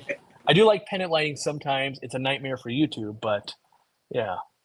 Cool. Now, the other aspect of like the whole dirted tanky type, I don't think it has to be dirted tank, but it's sort of like the food web part of it. Now, I've made some videos on it, like pull the father fish part of it. He talks about the resurrection jars, going down to a local lake or river and grabbing a handful of leaf litter, and you kind of observe that in a jar for like over 30 days, and then adding parts of it to your aquariums. I don't. My thing of it is, I don't think it's just got to be a handful of a local lake or river. I think you can culture just dry leaves and maybe squeeze out some dirty filters in there, and you can get life that comes about throughout that stuff.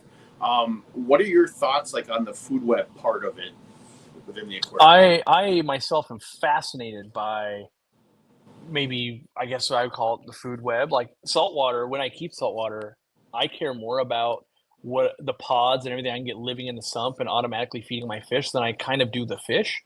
But I'm always worried that when we give as a YouTuber, when we give out advice, we have a certain skill set and a certain knowledge base of like, yeah, I've gone and collected from this river, this lake, this pond my whole life, or these 5 different ponds. Are we doing a good job to make sure like, well, how do you know there's no contaminants there? Are you properly teaching people like watch out for different pests like the nymph and other stuff that could get in there?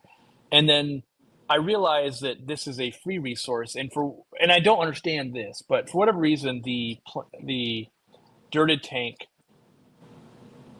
it seems to be there's a decent amount of people in there that cost is almost the most important part, which I realize, and usually the pushback is like, you just want to sell crap, Cory. Like, yes, it is my job to sell crap. I don't even sell these things we're talking about right now. But my thing is, everything pretty much starts from the wild. It doesn't mean that everything from the wild is good and that there isn't better methods. And so what I would say is like, instead of trying to go find vinegar eels in the wild or these different worms, to me it seems way better to get them from a fellow hobbyist. So like, here's a culture. And so that would be my thing is like, if we're going to take the dirted tank hobby forward with the food web forward, instead of let's say, hey, go get random stuff from nature, why don't we do what saltwater did since like the 80s and be like, we sell miracle mud with these things inoculated? And the same thing could be like, hey, because we can identify it, right? We can identify under a microscope and be like, hey, I've got seed shrimp, hey, I've got scuds, hey, I've got this thing, hey, I've got this thing. And as a freshwater hobby, we could just sell that, which I realize it's money, but I also think there's something to being able to buy something that's known to be basically pure. And what if you get that culture and you're like, oh, I brought in 6 algae, 7 types of bacteria, and 8 things for my fish to eat? To me, it just seems better. Like, if I could have avoided the algae, I'd have preferred that. If I could have avoided maybe some of the contaminant, I would prefer that. Because everybody can keep an aquarium with never buying anything, basically. Like, go get a garbage bag, dig a hole, pour some water, throw some crap in there, you have an outdoor aquarium. Yep. And so I believe we're all in different versions of what are you willing to explore, what are you willing to pay, and what phase are you at, and then how much variance are you able to have. So, for instance, you are able to have a lot more variance and have a failure, much more so than if you had a niece who is 6 and will be devastated if a fish dies, right? That's a different experience, but a lot of times we will try to set up what we have success with other people. And I'm just afraid that if I instruct 100,000 people to go collect stuff from a pond, that 2% of them might have a problem. And so doing lots to go, hey, here's what you're gonna look for. And I think to do a good job of that, you're gonna have to be like, so you're gonna have to buy a pretty powerful microscope to be able to look for some of this stuff. You're gonna have all these tests I would before I would do that water into my tank. And I realize there's some of it of observe it for 30 days. And that, yes, that's part of like that's a good thing. Like Mhm. you're also gonna go, what's that thing? What's that thing? What's that thing? What's that thing? And if that's what you're into, if you're into the creepy crawly and you're going to love it, and a lot of people will, like myself, I find it fascinating, but that's not everybody's bag. And No. so are food webs awesome? Yes. Should more people be doing it? Yes. As a hobby, should we make it more accessible and understand it more? Yes. And I feel like, if I just go grab some water out of my pond right now, I could be bringing, I know there's different plants in there. I know there's going to be organisms. I know that every day I have different geese and different ducks, and they're like the number one parasite thing to bring into fish. And so, even though I know the history of it, I still don't believe it's a good idea. And there will be benefits. Now, if I was to isolate a 10-gallon tank, use a microscope, and take the things I want and leave the things I don't, Mhm. I'm totally on board. I also know most of the public is like, no, I scooped it and put it in, and then I'm just dealing with what's going to happen. It's like, that's what most people do. Most people are looking for what can I buy to avoid doing work, or what can I do? How can I spend less money? All valid things. But as an educator and trying to lead people down a path, let's make sure they fully understand the risks that can come with some of this stuff. I don't think it's huge risk, by the way, but I get people that come into my store that will say things like, how can I only collect rainwater and then use that for my aquarium? And then just like, well, do you want to do all the work to reconstitute it? It's going to be like, it's going to pick up whatever's in the atmosphere as it comes down. It's going to pick up whatever's on your roof. You have to be hyper mindful that, oh, you put moss out on the roof and then you just killed all your fish. Like there's all these things. And then they go, well, now I'm starting to get mosquitoes and other things in the thing where I'm collecting the water. And you have to teach all these other skills. And then we come back to the point, like we come full circle and be like, and so why aren't we using tap water with the chlorinator again? Because it's like we literally just went all the way through, and that's why chlorine prevents all of that stuff, Mhm. and you just used a chlorinator. And so because they end up sending UV sterilizer systems, they will do an insane amount to avoid using a dechlorinator because they don't like chemicals. Meanwhile, they're doing all this stuff to get the chemicals out. And I feel like that could be a little bit with this food web of like, yes, definitely start learning about creepy and crawlies, get cultures going, get stuff going in your aquariums, do all of those things and learn about them, and not so much, scoop of this and then it did things. And I think it was good. Yeah. Yeah. I find it absolutely fascinating. Now, the first time I did it, again, it was one of those things like I learned a lot of it probably from Father Fish as far as his videos of how he does it, and his whole instructions from it have changed and changed and changed over the last year or so. Excuse me. And the first jar I had no idea, and I poured it in. Luckily, I had no issues. I wound up collecting more over the last year or so. The one thing I did find, unfortunately, is that I found that I had tanks that started to get infested with planaria, and they had to have come from that jar. And I even observed those jars for at least 30 days to see if I could get them anything in there to pull them out. Now, yes, when I do make my videos and I do talk about it, I do tell people that they need to. Their whole purpose is to monitor these jars. And yes, looking at them for that 30 days, you can see visually what you can see in them. But yes, you're never going to be able to see any of that microscopic stuff. So yes, I think there probably always is some type of a risk from throwing that in if you don't know the body of water you're pulling from. Now, where I grab them from is always a river with fast-moving water on the banks, but that still doesn't mean nothing's going to be in there. And I completely get that. But after I've had this outbreak of planaria, I wound up treating with it was Panicure C, which was a dog dewormer to try to kill them because, well, if it was just my tanks, I wouldn't have cared. But I have shrimp in pretty much all my tanks. I sell plants at local swap meets. I don't want to sell plants that have planaria or planaria eggs on them. I have a lot of like egg scattering fish as well. Those planaria probably are going to be eating those eggs as well. So I felt I needed to step in, and that's like another area like with these dirt and natural tank people. You can't put any chemicals in your tanks. You can't do this. I get it to a point. But I feel as hobbyists, you need to interject sometimes, because this, as much as we want to call these things natural tanks or whatever you want to call them, they're really man-made natural tanks. They weren't made of nature. They're made by our own hands to try to make a natural ecosystem in them. But at the end of the day, you have to intervene sometimes. And so that's what I did. But what I found since then, what I did is I added just dry leaves from my backyard. I soaked them in water, and I put them in most of my tanks now. And I actually have a jar up there that I had for about 6 months. It's been sitting in a jar with just dry leaves from backyard. I had a little tiny filter from a Powerhead. Squeeze that in there, and there are Cyclops galore in there. There's another tank, another jar up there that I just had dry leaves in. Same thing. So you can culture some organisms just from that without pulling from the bottom of a lake or river. Now, obviously, the diversity of what you're going to get compared to the bottom of a lake or river is going to be completely different. There's not going to be as much stuff in there, but there's still things in there. And I find it like really highly beneficial, at least that dry leaf part. And I completely get what you're saying about really educating and trying to understand the potential pitfalls to it.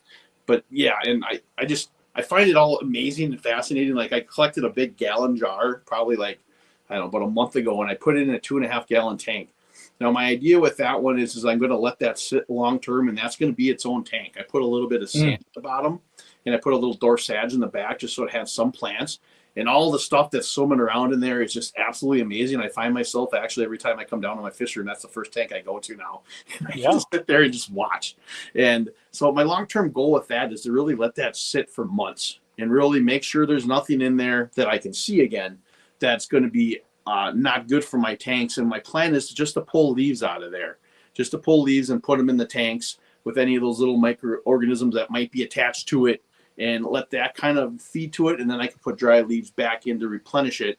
And as well, with all the Cyclops and seed shrimp that are swimming everywhere at the top, I could take a little pipette and just take that and squeeze it into maybe some baby fish tank or fry grow tanks and see how that works. So that's my long-term goal with it. But in the end, yes, I get the complete possible pitfalls with it, but I don't know. It's just very fascinating to me to be able to see all that, to think that that's at the bottom of a lake or a river or a pond where you're walking through it, that all that life is really there just from like a handful of Yeah, and so what I noticed is you fell into your own pitfall of like, you did it once, it worked out well, you did it again, then it didn't work. And I think the conversation that people need to have is, you should have, like, if you took something to inoculate your tank and that went well, you should have inoculated the other tanks with the one that went well.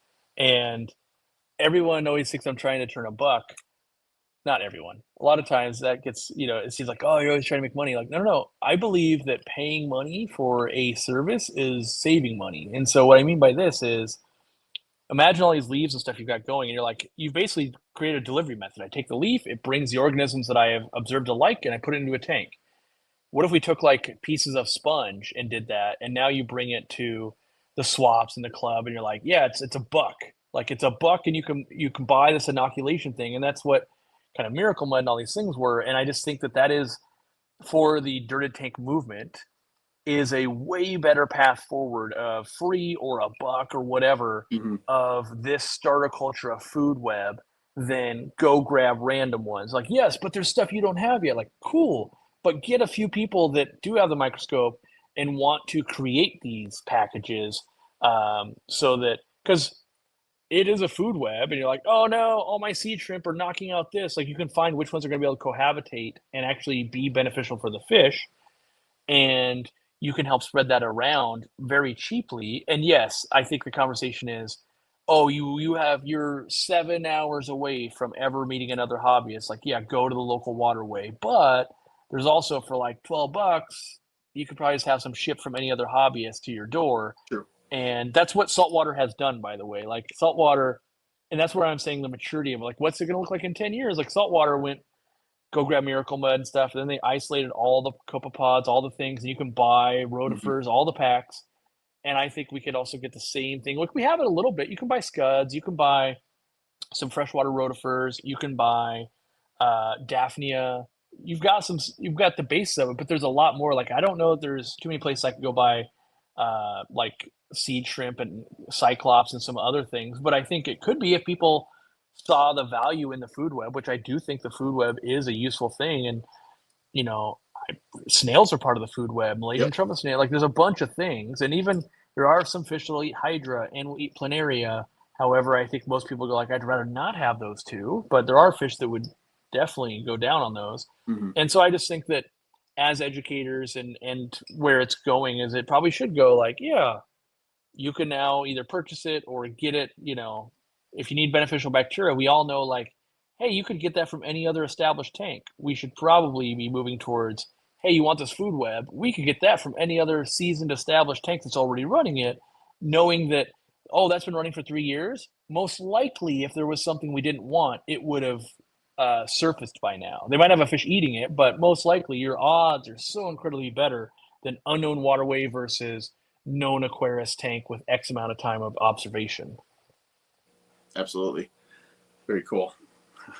very, very happy I was able to have, like I said in the beginning with this whole dirty tank talk, it's, I really wanted to pick your brain. Like not many people can probably sit in my seat right now to be able to ask you questions. I've always wanted to pick your brain. So I find that very fascinating. I really love it. So, the other thing I wanted to talk, well, that's all really much of the dirty tank stuff. Although I do want to say actually not dirty tank, the whole natural tank part of it. I know, see, I find that kind of like contradicting when people call them natural tanks, because I mean, like I mentioned earlier, we might bring in natural products from the earth to be able to put in our aquariums and run them, but there's still man-made components to it to run it. So I don't know if natural tank is really the correct term. I think the better term, and I try to do this all the time, I try to think about my work and go, am I advising correctly? And let me be the first person to say, no, I am an amateur at best. I am not a trained educator or in, uh, you know, aquatics at all. But I think when we were talking about dirted tanks and stuff like that, the real conversation is ecosystem. Yep. Like instead of natural, you have ecosystems, and it's like, oh, food web's part of the ecosystem, the plant's part of the ecosystem. All of these things are part of that ecosystem, and I think it's a more broad term. And if a lot of people are like, here's how I run my ecosystem, whether you're running ADA soil, normal soil, gravel, all that conversation, because right now, in my opinion, there is a tank like this one, let's say, where it's like, hey, that just runs gravel and fertilizers. And then there's a tank like you have, but the food web could go to either one. But right now, people only associate dirty tanks with food web and not other tanks with food web. Yep. And I don't think it has to be that way. But no, not at all. If we change the conversation of, it's a new word, ecosystem, like, oh, ecosystems, you can choose any of the parts to put into this ecosystem. Every aquarium is an ecosystem. You just choose how you run it. You know, great minds think alike, because I was going to shoot a video about this, actually talking about the natural tanks. And my idea was to call it an ecosystem aquarium, because that's truly what they are. You're creating your own little systems within them. You know, I think of it almost as if like you're a man-made pond, for instance. You're creating the barrier for the stuff to go in, and you're adding all the ingredients into it, and then you just let it, and then over time everything builds up and it creates that system within it. It's no different than the aquariums that we keep, obviously. You know, same thing as if you have like a bucket or a tub or something that's been sitting outside for years. You know, you get the rainwater that comes in, leaves that fall in the fall and break down, and mosquitoes that drop their larvae in, and the birds that come and drink out of it, and it keeps going and going. It creates that ecosystem within it. Again, no difference than what we do in our aquariums, and 100% agree that it just doesn't have to be dirty tanks. And I feel like that's the biggest misconception. People talk about dirty tanks and they think that's the only natural type tank there is. That's bogus. That's not true. You can make a natural tank, in my opinion, out of any substrate. Any as long as you have, like, in my opinion, anything that's pretty much man-made that starts it off with your substrate, your live plants, and your wood is hardscape. But but that's as far as you really go with it, because unless you have someone like LRB that keeps his tanks outside on some of them in the aqua garden, to be able to have natural sunlight come in, and natural progression with the seasons going through that, with our aquariums in our homes here, I don't think you can ever really achieve that. And the ecosystem part of it is exactly what I was thinking as well. And really, that's truly what all our tanks are. I don't care how you do it. If it's been long enough in seasons, like you mentioned, that stuff's all going to be there. Yeah, I find it's all marketing. Like my job is marketing, obviously, and I find it very funny when it's like a dirted tank typically will have enough organic matter that at the beginning it will turn the water brown, right? And that can go away over time. And then if you're not in the dirted tank scene though, now all of a sudden you're buying botanicals, right? Like, oh, we're gonna get botanicals, turn the water brown, and that's got magical properties and it's good for organisms and all that. And then, like, so that's a buzzword on this side. And then I'm sitting here going, if we step back and we actually look at this with no horses in the race, why are we calling pine cones and leaves and parts of trees botanicals, but the spiderwood or log in your aquarium is not a botanical, right? Like, how is that? Like, people are doing like, oh, I'm going to add this. It's going to be magical. Like, you have a giant piece of wood that is the same magic there that is rotting, just like the debris in the soil is rotting, just like these botanicals is rotting.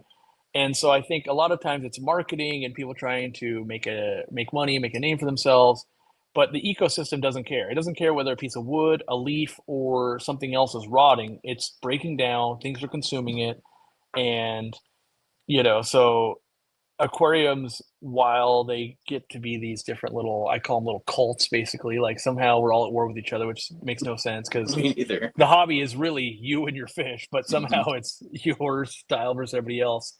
In in the YouTube world and the online world, there's tons. Most aquarists don't even factor in other people, but somehow in this space it is. Uh, and the reality is, we're all just keeping water and putting crap in there and then observing it. Like, Mhm. just we're just putting different stuff in, whether it's saltwater, freshwater, brackish, dirted, coral tank, fish only tank. Kind of doesn't matter.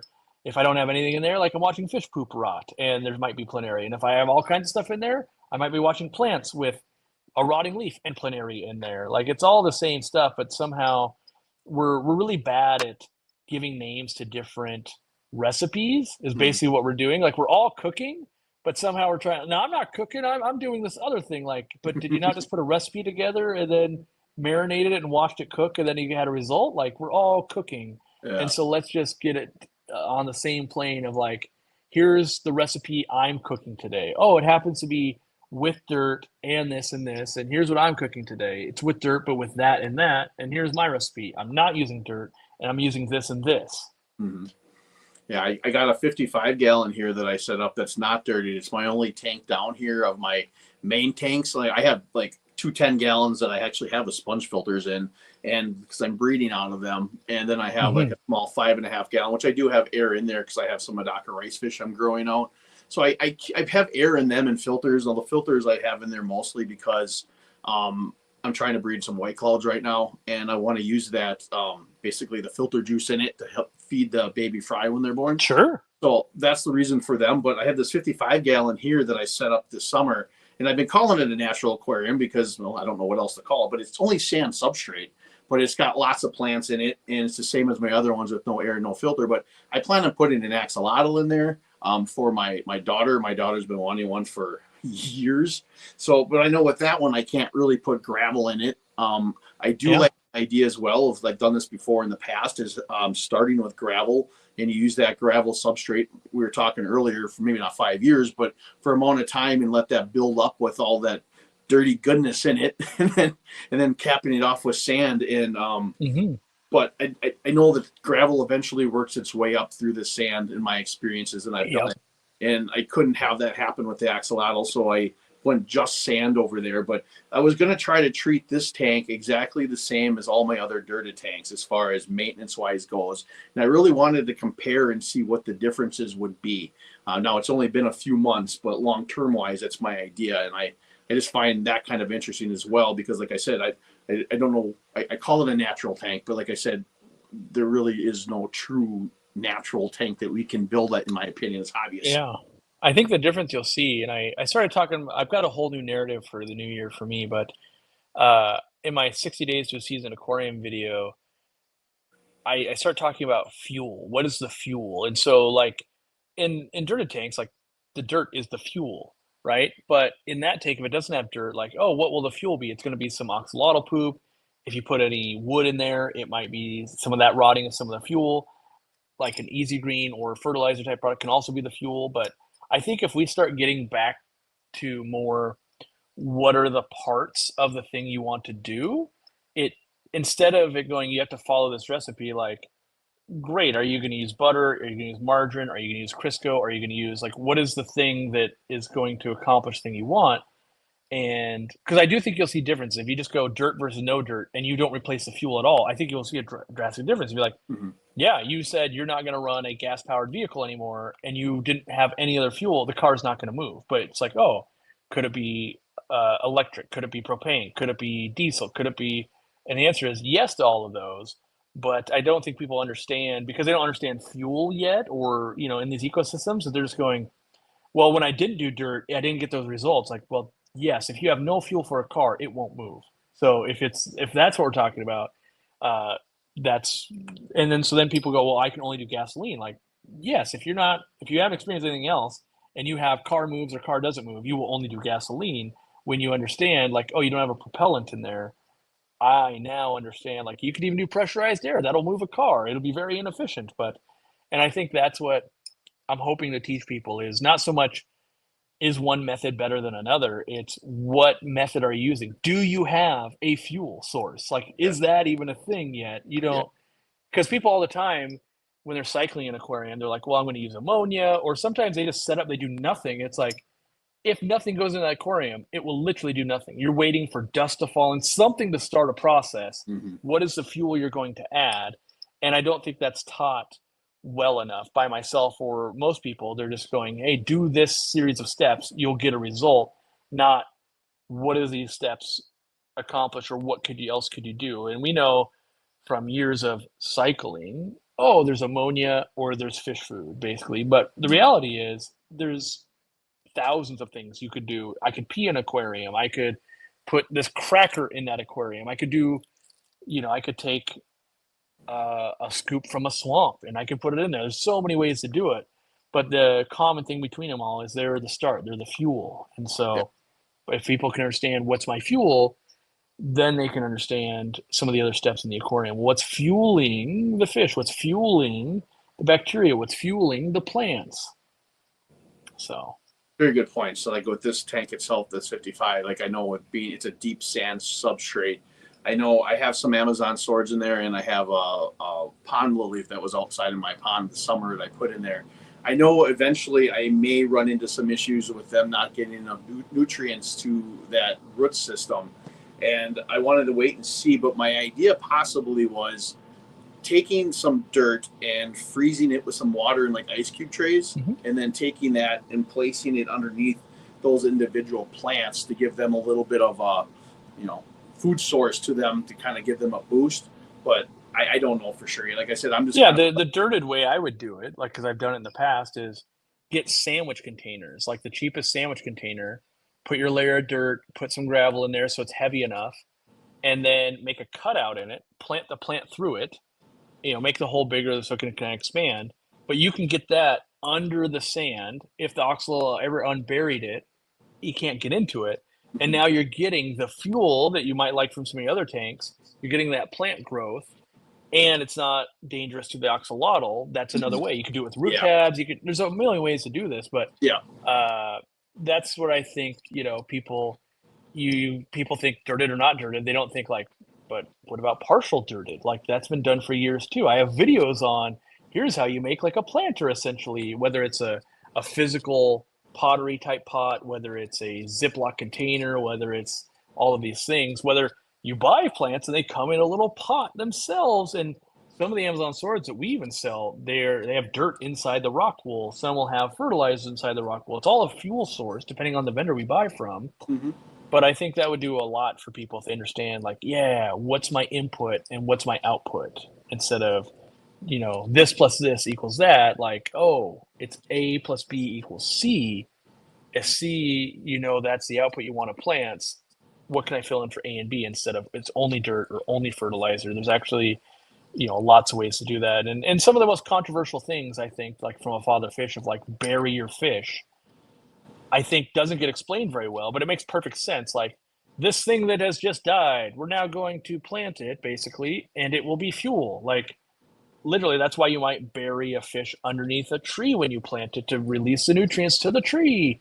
But I think not taught in a way that everybody's going to understand. Like, pick your fuel. It doesn't matter. It could be graham crackers. It could be a fish. It could be your cat. It could be fish food. It could be dirt. It could be, and literally anything will break down and become food for another thing. It might be super messy. It might be gruesome. It might be all of these things. But the reality is everything kind of returns to earth and fuels another thing outside of crazy chemicals. Like plastic's not going to break down, stuff we've man-made. But anything natural pretty much breaks down and goes through a cycle on some timeline. Absolutely. Yeah, I've actually done that with the fish before. I had a swordfish pass and pushed it down through the substrate. It's kind of interesting if you think about it. Like you said, everything does break down like that. But we're getting close to that 2-hour mark. So I want to move on quickly and ask you one more question. Basically, if you could give one piece of advice to someone new coming into the hobby, what would it be? My advice is find one person that's doing what you think is good and follow them. I watch what I'm seeing happening on my channel, in my forum, in Facebook group. People are shotgunning their question to everybody and getting information overload, and they don't realize it. They don't realize, well, this person said water change every day till it's fixed. This person said don't do any water change. This person says don't even keep an aquarium, basically, like do nothing. And with all of those inputs, usually when you're asking the question for someone who's new, you can't filter out which one's crazy, which one's logical, if they're all correct, if they're all wrong.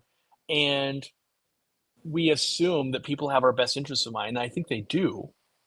But so often I come in and I start with, I'm going to need to know, what's your water look like? Do you have a picture? I need more to actually advise you. I need to know more, because you might say, hey, the fish in this tank up here, they're sick. What should I do? And knowing more, I'd be like, well, first thing, I get some air in there. The next thing, I might do this. I might do that. I might do this.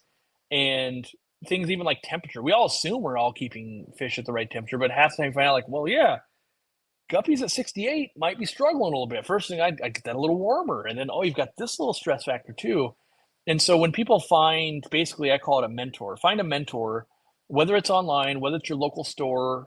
And I don't believe in just like, because it's your local store, that should be your mentor. Are they doing what you want to do? Do you communicate well with them? Does it seem like they have a good reputation and they have your best interest in heart? Because online, a lot of like, oh, they're trying to rip you off and this and that. And sometimes that is totally true, but sometimes it is not true at all. And they do have your best interests and they might have a different method. And so my advice is find someone that will help you and learn their style, because they're doing what you want to do. And maybe it's a dirted tank, right? Yep. Okay. Now you know dirted tanks. A year from now, you might go, hey, I don't like dirted tanks, but you learned all the skills that came with that, which is a great foundation for everything else. Or you might learn a saltwater tank, or as someone's saying there, a local fish club. Like, yes, find a mentor that will say, hey, when you have troubles, I want to try and help you. They already are doing the thing. It doesn't make sense if all you do is planted natural tanks. It wouldn't make sense if you don't have experience with African cichlids for me to come to you for African cichlid advice. Like, you're not going to know that fish tends to be this level aggressive. It does this, it does that. You will have general knowledge of like what's water quality, what are these things, but find the person doing what you want to do and listen to them long enough to figure out, hey, I'm not getting good results, or hey, they're not getting back to me. Kind of like you develop a relationship with a company. You'll know after a while, like, they had great customer service, they did a good thing, I had a good experience, or a restaurant. Or over time you go, you know what, management is changing, I don't like the way they're doing things, and you have to go find a new one. But when you just go, hey, I'm going to take a taste of 700 restaurants, you don't really know anything about the restaurant. You've sampled 700 restaurants and you don't really know how to go forward. And I watch people a lot of time. They're like, okay, so I've got ammonia in there, and I've got my first fish, and I've got dirt. I should have covered all the bases. My aquarium is now cycling. And it's like, you're trying to bake a cake, make chili, and make sandwiches all in the same pot. Like, this is a train wreck. It's all food, but wow, are we going sideways on this? We should have focused on one of these. And because it's so easy on social media to get instant feedback, and what will happen is like, oh, you had guppies in the guppy group, took someone 6 hours to get back to you. but maybe in the Aquarium Co op group, you got 5 answers in 1 hour. And in this group, you got one the next day. You may have already put things in the pot knowing like just make sure you don't do this, like like you use salted butter and you put salt in, it's gonna be real salty. No one told you to not make sure you didn't do both of those. Oops. And there's a lot of those oopses that aren't game enders, but they make it a lot harder when you're new to the hobby of like, because you'll watch them buy, I already started with eco complete substrate, now I guess I got to go and do dirt. And then I think a picture can sum it up. So often you will see people that are new to the hobby and they'll show a picture of like what they have, and they will literally own 4 or 5 different dechlorinators because someone said this one's better, this one's better, this is, and then you watch how much resources they're wasting, how much mental energy they're wasting trying to learn what's the difference between this stress coat versus prime versus this. Well, you can't use meds with this one and this one and this one, when the reality is all of them just work, even with the meds in my experience. But because people, and I think this will probably sum up most of our thing today, myself included, we only can dole out the knowledge of what we've experienced. And so if I experience that chili is made the best in this way, I will always advise that, even though there's another award-winning chili that is completely different. And I don't know how to guide you to make that chili because I make my chili. And the same thing happens in aquariums of like, I know about that tank, but I don't do it. And so what I'm more comfortable with is what I'm going to do and what I'm going to lead you to do. And that's why you'll see people update their methods, myself included. Like over time, 2 years from now, you might go, hey, I actually do this now because I have this experience that I didn't have before. And that's how the whole hobby will go. You'll learn how to make things better. And so if you can latch onto a person and they're willing to help you and you've got that relationship going, you are more likely to be successful being new than trying to just walk in. If you can learn from a family member how you're going to build a thing, you want to build a tree house, like, yep, you've got a family member, that's more likely to get completed than each Saturday you walk into Home Depot and you go, who here can help me build a tree house? I'm on this step now. That if you have someone in your family teaching you how to build a tree house, you will be more successful than, well, this guy has only ever thought about making a tree house this Saturday. Next Saturday, old guy built 7,000 tree houses, gave me good steps. I followed a lot of those. And then the next one was a 17-year-old. And then the next Saturday it was old guy again. And then the next Saturday it was underground bunker guy. So I really like it when people, and I'm not even advocating stick to like a single YouTuber, like find a physical person, physical person if you can, which isn't always the case, but at least like a pen pal system of like, hey, we can email each other, we can message each other, a one-on-one relationship, not a one-to-many relationship where their vested interest in seeing you succeed matters to them. Like I had when I first got in. My friend helped me set up my first aquarium. And when I have problems, I would ask him going, hey, the fish is doing a thing. Do fish do those things? And he could go, yes or no. And very helpful. And I think everybody should strive to find that relationship, at least when you're beginning. Oh, I completely agree with you. I think knowledge is power, and getting it from the correct person or right place is very important too, like you mentioned.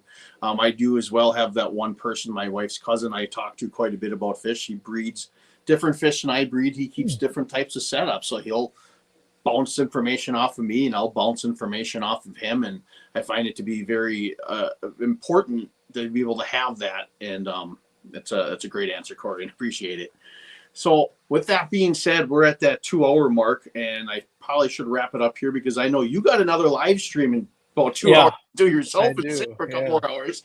So I just want to say thank you very much for coming on here today and talking with me and visiting with me, and I appreciate it a lot. Yeah, it's fun. It's always fun to talk about different angles, and someday I'll get on some African cichlid or monster fish keepers because those are my true passions. It basically went monster fish, African cichlids, dirted planted tanks, then kind of community tanks and live bears is what my progression was. But, professionally, people only see me as a planted fish tank guy, community tank guy, because that's my job. And it is a big portion of my passion too. But it's fun to get out of the comfort zone, talk about other things. And, it's very fun to have debates with Dean. Dean has a very different style of keeping than I do, and we'll each teach each other stuff. And that's for you, that's not for me. And I do the same thing with being on live streams. Like it's You know, I could see myself keeping dirted tanks again. I would keep them with air, but I see it, and you know, I want to make sure that everybody knows the aquarium hobby's got it's got a place for everybody. Hmm. Even if I don't agree with what you're doing, you know, even if it's glowfish, blood parrot, hybrid, flower horns, like if that's bringing you joy in your family, I'm there for you. Like that's not my joy, but I'm there for you. Sweet. And I'll do my thing. And as long as we're growing the hobby and we're having a good time and we're not going out of our way, which I'm about to say abusing animals. Some people would say, hey, what you just described is abusing animals. Like there are clear abuses and then there are gray areas like tattooing a fish, clear abuse, injecting dye into a fish, clear abuse, genetically modifying, gray area. You Hmm. know, I think like, well, line breeding a fish starts getting real close to playing with genetics. Like that's a close path. One, Yeah. you're physically altering a fish. The other one's like, well, you've got a goal in mind and things. So, but I think in general, finding common ground, and I'm able to do that all around the world, whether they're, you know, like I talk sometimes uh, with people that are still in Israel and their life is upside down with all kinds of, you know, war and that kind of stuff. And I don't talk about that, but there's still aquariums for them. Like, hey, what's your aquarium doing? Is your plant Yeah. growing? Like, is your fish sick? Like, there's common ground with aquariums throughout the entire world, which I believe it's one of the most diverse hobbies on the planet. You know, football or soccer is another one that's pretty wide, but not as wide as aquariums. Aquariums will literally go almost anywhere with pretty diehard following, you know. And there's a few other hobbies, but I feel that I'm lucky that I've latched onto one that has that because I could, you know, be into some very niche thing that is a dying art type of thing. And so I'm lucky that we're in a thriving hobby and it takes all kinds and we can all learn from each other. And, you know, everyone in the chat pick something. Who's going to master uh, food web and cultures and things like that? Who's going to master oxygen? Who's going to master dirt? Who's going to master all of these things? And none of this has really been done. Like I will leave with there's basically been a book by Dr. Wallstad, and that was a long time ago, and not many people because there's no money in it. Like no one can go, well, I'm going to take 20 years of my life and live on the street to study these aquariums. So we all have to go, I'm willing to give up X amount of my time to try and impart my wisdom on other people. And collectively, we can slowly get to where we want to go. And I think that's what we accomplish one little live stream at a time, one little video at a time, people chatting and getting, you know, other people's opinions on things. So I agree with you. And by the way, with the air thing, you got me thinking. May add air in there again. I'll be interested to know. Like, I'm equally interested whether you're like made a big difference, made no difference. Yeah. I'm equally interested to go. Data doesn't lie. Like, what the data show? Like, Sure. oh, I look at it from I would love to learn. Yeah, absolutely.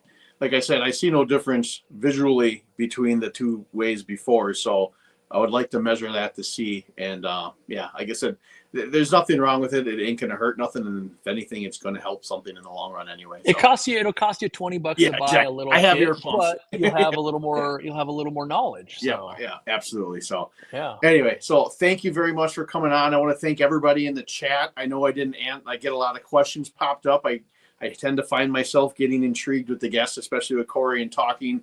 But I want to wish everybody a happy new year that's here on the chat. And have a great new year. Have fun getting to your aquariums, get your hands wet, have fun trimming plants and doing whatever you do that makes you happy in your fish room. And that's what's most important. And make sure you go check out Cory's live stream tonight. And it's at 5 p.m. Central Time. You do the math of what what time zone that is for you, and go give Cory some support. Hit up his website, get that magic fish food and that community food too, Yeah. you talked about. And yeah, so thank you very much, and I guess we'll see everybody again. See you later. Bye-bye.